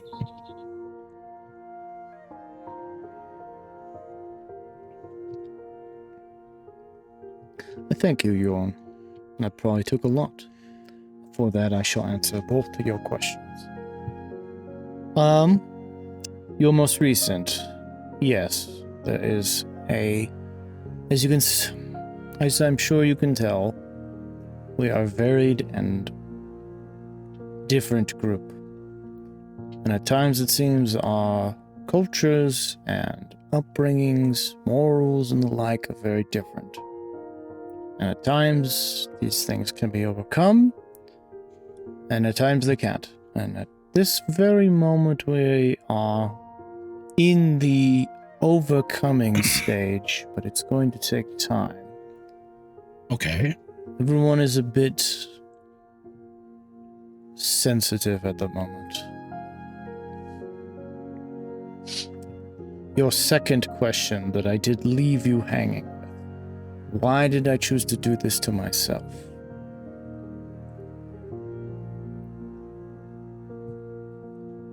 At first I thought it was necessity. I had lost a limb in an accident and had it replaced, and at first I despised it. It wasn't me.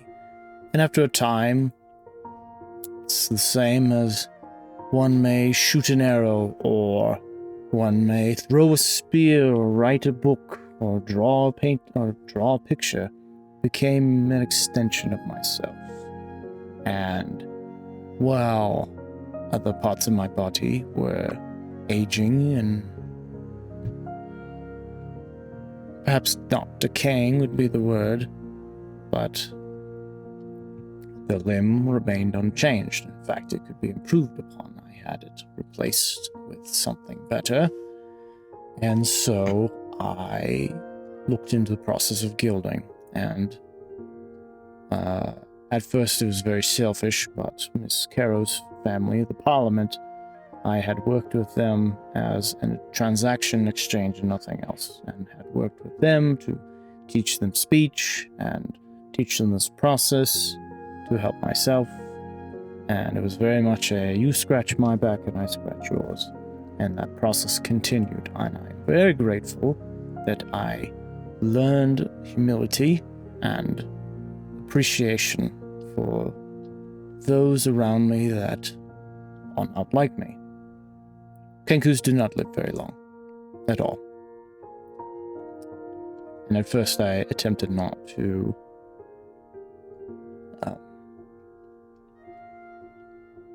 build that relationship until one very stubborn one,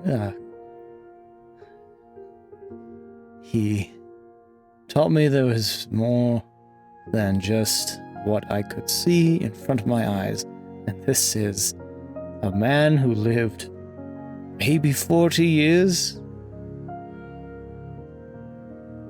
and I learned more from him than I could teach myself, and all these books and all the like. And I continue the process as I wish to continue to help those around me, and I know very much what it is like to not fit in with those that you are a part of. I am not outwardly judged that like you are, but what I go through is not understood by my kind. We are here to do a job and prepare the next generation and prepare the wood elves to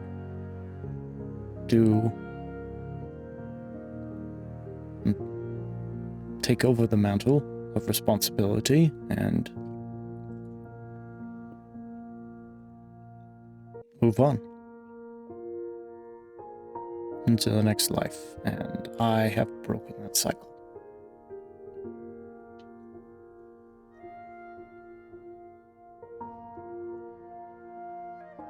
I think Yorin, like, kind of while you were speaking to him, kind of walks slowly, and you kind of match his pace as you kind of talk, and he really takes everything that you like said in, and just goes,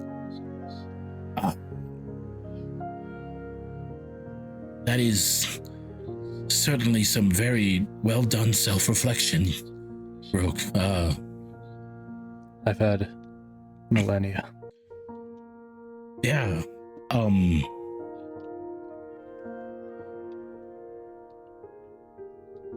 really glad that we have something in common.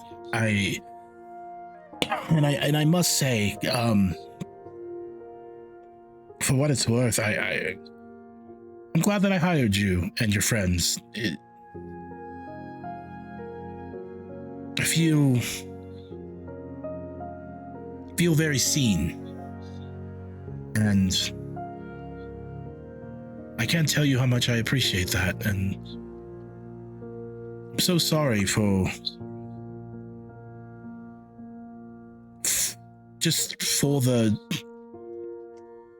everything that you question about yourself, your actions, everything. I can understand that too, and I thank you just so much for telling me your story. We'll have to make sure that we cheers each other, maybe with a glass of ale and a little chunk of toffee, but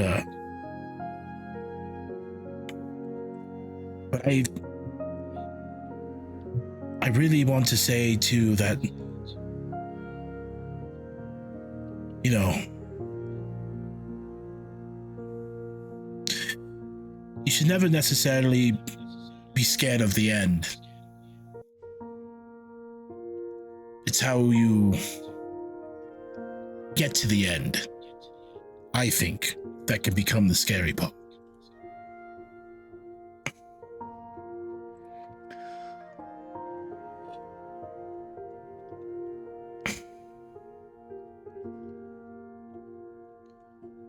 put my hand on his shoulder. You younger folk, some of you have quite good wisdom beyond your years. I've been running longer than you've been alive, yet here you are. Okay, I mean, come on now. I'm not that old. I mean, that young, I should say. I've lived for a few hundred years. Come on now, give me some credit.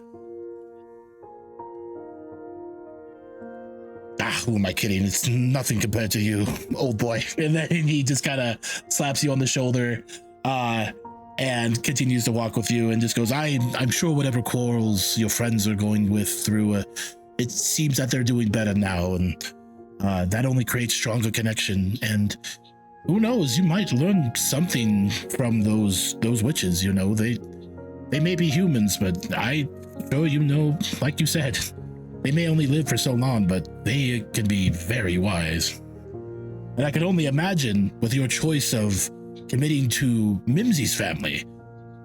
Beast mortals are fascinating. I've met a squirrel that only lived for 15 years, but I've learned a lot from it's like the shorter the lifespan, the wiser you are or something. They must cram a lifetime into such short time. And they move fast. So fast. They talk so fast sometimes. They talk so fast. I've learned much from the witches. They're fascinating. And I've learned much from Miss Carol, and I've learned much from Kristoff.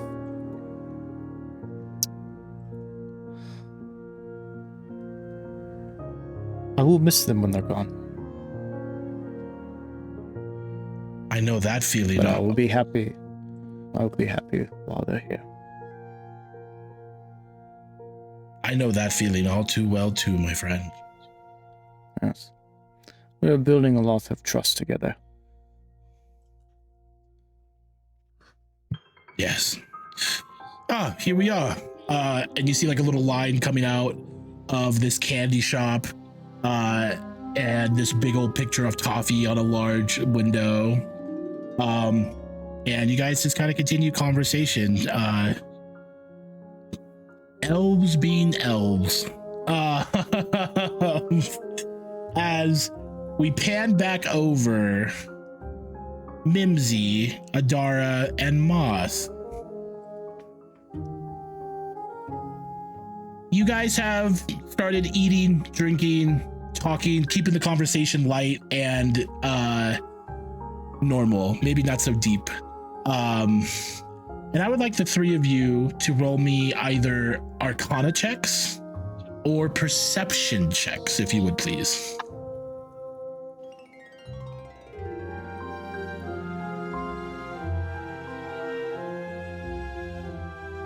A 23. Oh my gosh. And oh my gosh. Oh my gosh. I got a natural 20. 24. So did I got a natural 20. Two natural 20s? Oh my gosh. Oh my god. Oh That's my what gosh. you get Oh my for gosh. having us roll.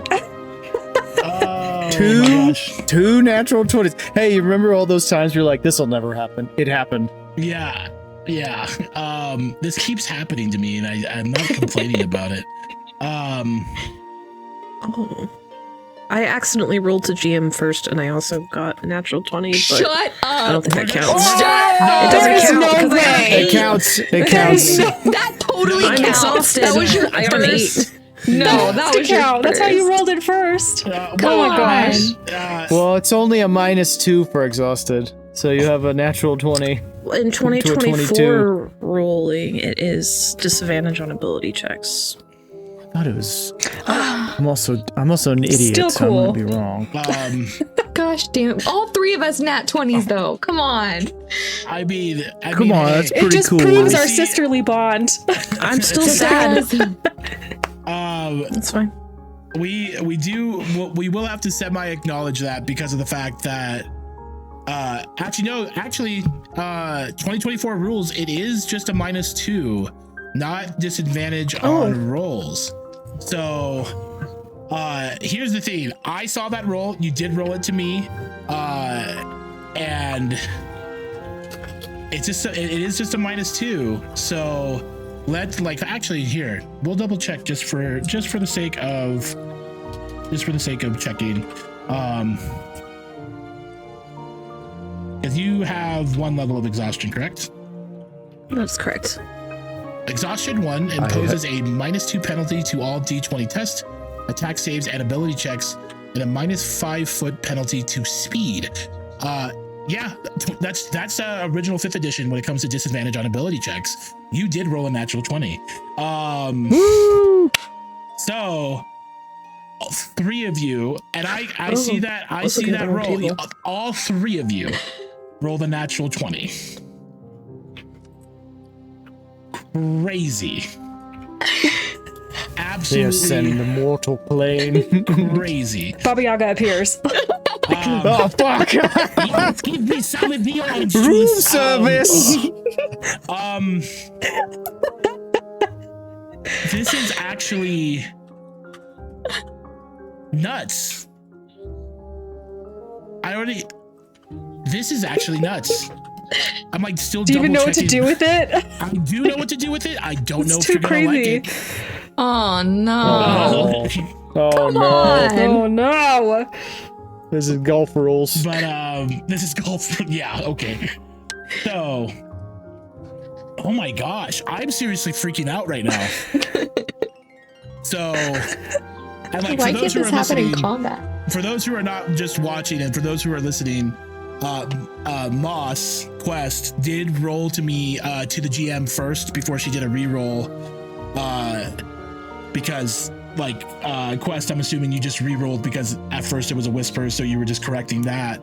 But I still count. In my mind, I was still counting that, and then to double check with making sure that we're still following the rules of 5.5. A natural 20 for me is still a natural 20, even with a -2. That's 22. Yeah. And then, oh my god, this is wild. Just 3 naturals in a row. It's crazy. That is so That's wild. 3 natural 20s from 3 At the different same players. time. Yeah. It's to get 2 natural 20s in a row from one person. I don't even know what the math is on that, because I know rolling 2 natural 20s at the same time in the same roll is a 1 in 400 chance. I have no idea what the math is for 3 different players to roll natural 20. That is insane. That is truly a moment to just take, and of course you guys hit, hi, how's it going? I'm a storytelling DM, and you guys just hit me with 3 natural 20s. So the possibilities right now are just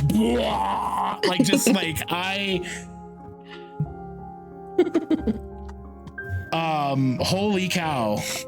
But okay, all right. So let me go ahead and go along with this. Oh my god, that is crazy. Adara, Moss, and Mimsy, you guys are in your room. You're, having drink, food, like I said, light conversation, not trying to keep anything too deep. And for all 3 of you, there is something that you guys can't help but notice enter the space that you guys are in.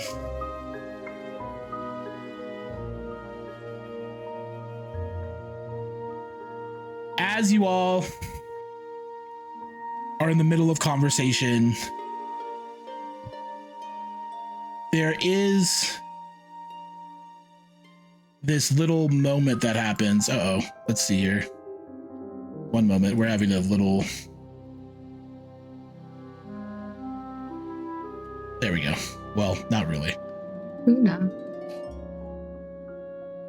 So, anyway, slight pause, little internet thing. But there is something that happens here. You guys notice that a shadow enters the room through the crack of your guys' door. Suddenly, we see the shadow of Mimsy start acting on its own. And it goes up to the wall. Again, Peter Pan pose. And then waves at you guys. And then points at Mimsy. And looks at you two and points at you two and then puts their hands up like, what the hell? What do you three do in this moment? Are you guys seeing that? Uh-huh. Is this one of you? Is this a prank? No. What, the shadows mad at us now too?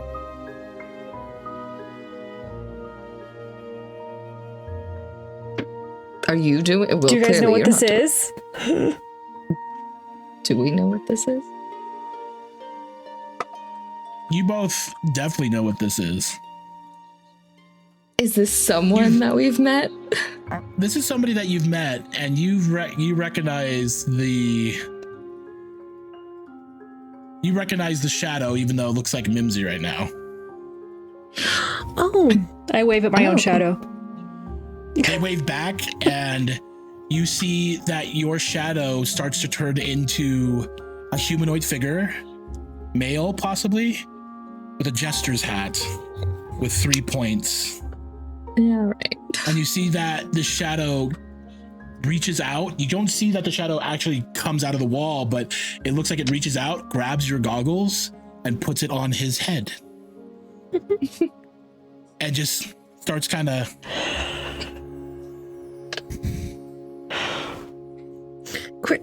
Quick, do you have any applesauce? Give him some applesauce. He really liked it last time. Applesauce. Last time. Hi there. It's been a while. Do I need to be scared? Nah. No. The opposite.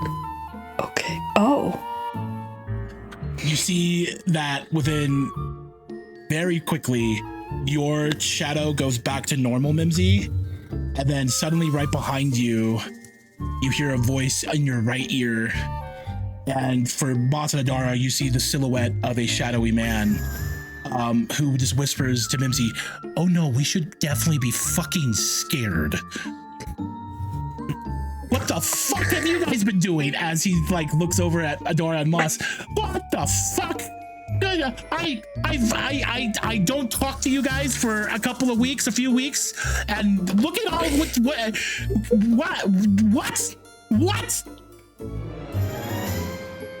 What did we do? What did you do? He goes out the window, or goes to the window, opens the window, looks out of it, looks back and forth, closes it, goes to the door, opens it, looks back and forth, closes it. He goes, "You guys know exactly what you did. Did you talk to the fucking mother of all witches?" Well, not exactly directly to her, to be fair. Mostly her son. You've been talking to Dennis? Yeah. He's helped us with our cricket problem. To be fair, you weren't holding up your end of the bargain. There's a reason for that. We needed extra help. You weren't providing the help that we needed, and so we got the help where we could get it. You see that the shadow looks over at you, Mimsy, and just goes, "Look at that. I get treated like shadow liver. And that's it. Just like that. I didn't do my job good enough, and so these two decide to talk to more of my brothers and sisters and grandma." Well, who are you? Who am I? Who are you? What's your name? You just said it. Oh, right. Didn't he? He goes to shake your hand. He goes, "I am the Fool. Very nice to meet you." Nice to meet you too, I guess. He shakes your hand, and interestingly enough, you feel a lot of warmth in his hand. It's like you feel like you're shaking the hand of someone who carries a lot of charisma, if you haven't told already. But also somebody who comes off as like cheerful. But he goes on to look back at you two and just goes, and this poor person, to look as he's pointing at Mimsy, is going to be seeing some shit now because you guys can't help it. Who else are we going to talk to? Who else are we talking to? Who else are we talking to? Who else are we talking to? What are you talking about? Who else are we talking to? Is there Christian? any other? Well, that was part of. Well, we can get into that. Like, looks back at Mimsy. That's nobody. Don't worry about that. And a rogue and a Yorin and someone named what was that guy's name? Jasper and Okay. and a Kristoff. And a Do you want more Kristoff. names? Anybody Feywild related? Oh. Well, No. I mean, you already knew about the book. Oh, and we figured out who's after us. I know who's after you. Oh, Then why didn't you tell us? us? It was Non. Don't say her name. Like, Sorry. Then he goes up to the window and like opens it again, and he puts his ear out there. I'm like, I swear to God. Well, apparently he closes the window. I guess Which Candace one? is doing pretty good. What? Which god? Okay, haha. The Earth Mother, the All Light, and what else did he say? You've been talking to deities? Someone goddess. No, just visiting Trying it out, places. Learning. We're seeing things. Okay. All right. Okay. We clearly have a lot to catch up on.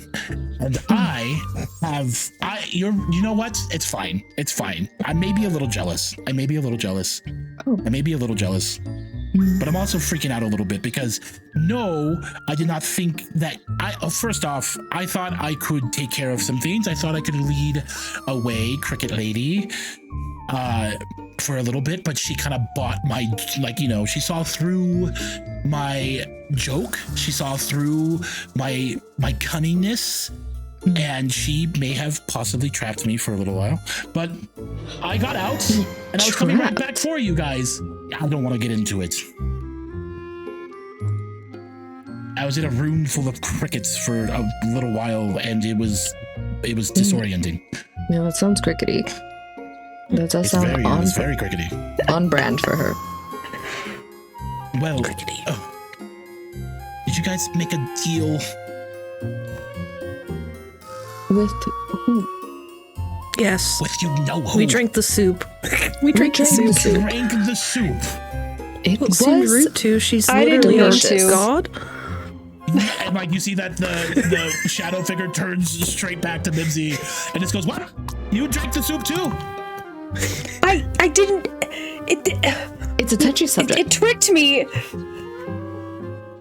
Did anybody else drink the soup? Your other friends, I'm assuming? Yes. Yes. How many people in total drank the soup? 5. That we know of. And that okay. Oh my gosh. I mean, Gammis also drank the soup. Gammis is the soup. Oh? He was yummy. I don't know what to tell you. It was...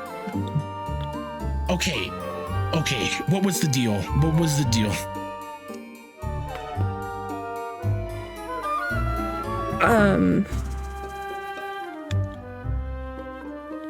We just kind of offered ourselves to her for protection. Uh-huh. Oh, that's cute. What about you, Mimsy? Like, what? Do you know what the deal is? Halfway, kinda. We're supposed to help them with something, and I'm not allowed to go home until it's over.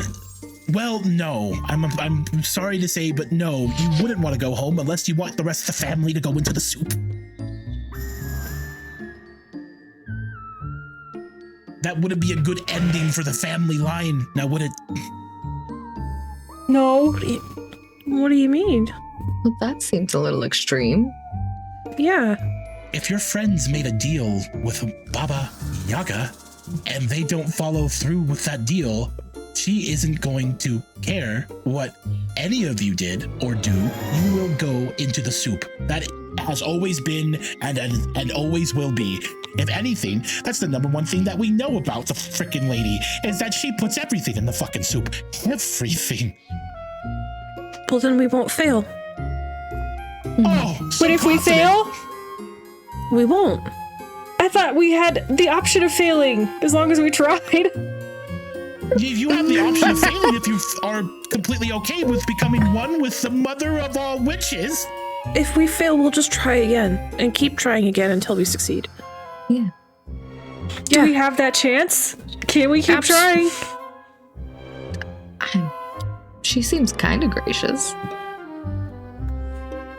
She's our great grandmother. Great.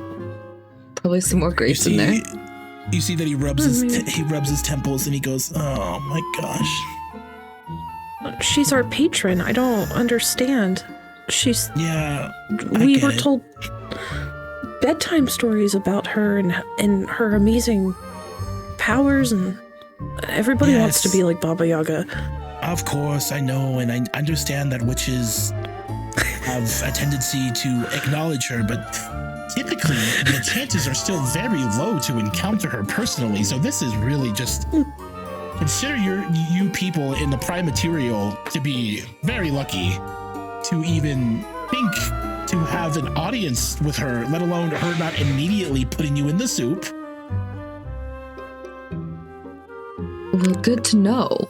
There should be a warning that comes with, like, trying to contact her or something. Well, I would have loved to warn you if you guys just were a little bit more patient with me. I was doing the best I can. And by the way, I would love to take the credit, by the way, at least for a couple weeks that I was keeping the crickets off your back.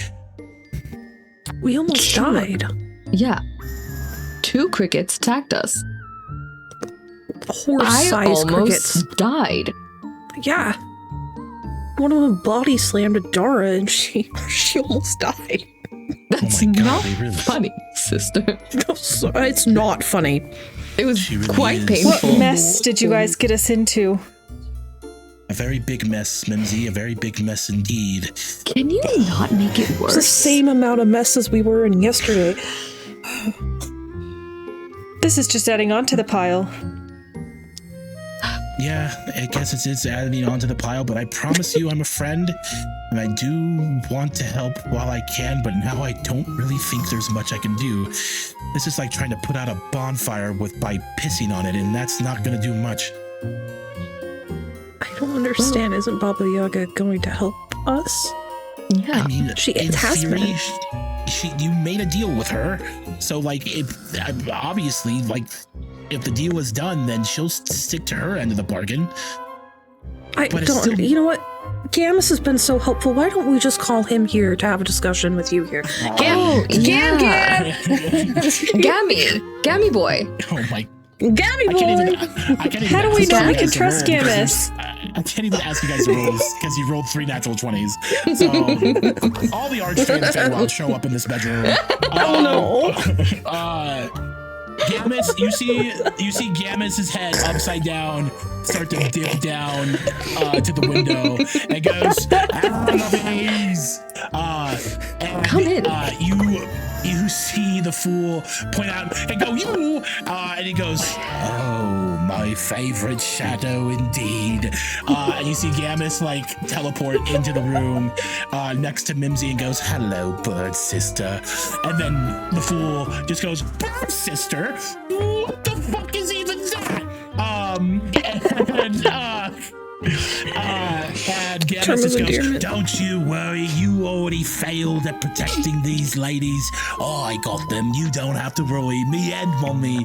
And he goes, yeah, okay, Gammas. All right, you and Mommy are a bunch of fucking freaks. That's what you are. And he goes, you're a shadow man. You're just as much of a freak as me. And he just goes, don't call me out like that. And you see these two you see the Fool and Gammas just bickering at each other as if they are fucking siblings. Why is everyone fighting? They both at the same time say, we're not fighting. And you see that for a moment, Gammas goes up to the Fool and just goes and pokes him in the shoulder, prods him in the shoulder, and just goes, you failed at your job. It's my job now to watch over them, and you can just go do your trickery things and be a good old-fashioned jester that entertains people and himself. And you see the Fool just go, okay, bud. All right. Okay. I'm an archfey. You are a servant of an archfey. So let's not talk as if we're in a higher place. And he just goes, well, you want to talk to Mommy then?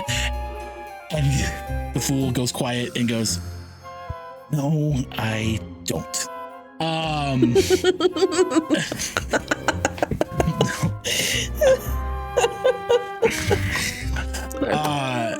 But the Fool goes on to say, but like clearly, there's something we have to do here. I mean, like, I'm. Oh God, this is so bad. And Gammas just kind of chuckles at him, and just goes, I'm afraid there's not much you can do, my little jester. You're going to have to do, just sit back. And if you still want to be part of this little fated adventure, then you can be, but just stay out of Mommy's way. And the Fool just kind of looks at both of you and just goes, yeah, I guess I will. And the Fool looks at both at Moss and Adar and just goes, we still have to talk. And walks up to Mimsy and goes to Mimsy and just goes, hi, how's it going? So obviously this is probably all new to you. You're experiencing chaotic scenes, which is very Feywild. So I will say that's on par. I would like to make a deal with you. And Gammas just goes, no. And the Fool just goes, I'm just gonna say, I don't have to make the deal right now. I'm just saying, if you want out of this, I can get you out of this. And Gammas and Gammas goes behind the Fool's ear and goes, she's already made a deal, Fool. And he just goes, you know what? I'll just come back later. And Gammas just goes, that's right, get out of here. And the Fool just goes to the three of you, especially to Adara and Mas, talk later. And his shadowy self dips out the window. And Gammas just goes, all righty then. Look at us, almost at the forest. And look at here, we got here so safely. Mimsy, you seem to be taking things well. It's processing. Why would you ever want to go home? You're having an adventure. It's fun. Is it though? It's a bit scary. That's the point of adventures. They're all adventures are a little scary, but that's all right. But this was supposed to be a very small adventure with the option of going home. Well, think of it like this. The option of going home is still there. It just can't be chosen right now. But I believe in you. I believe you'll satisfy Mummy and take down the Crickety Lady and help my witch sisters. And don't worry about the Fool. I'll have him help me out because as much as I don't like to admit it, Crickety Lady is quite slippery with the Crickety. So I could use as much help as possible. You didn't have to bully him, Gammas. He's a piece of shite. A mortal coming into the Feywild, going into the fucking temples of the Jester and taking the path. I don't want to get into it. He thinks he's all high and mighty, but he's not. He might as well have come out of the soup just like me.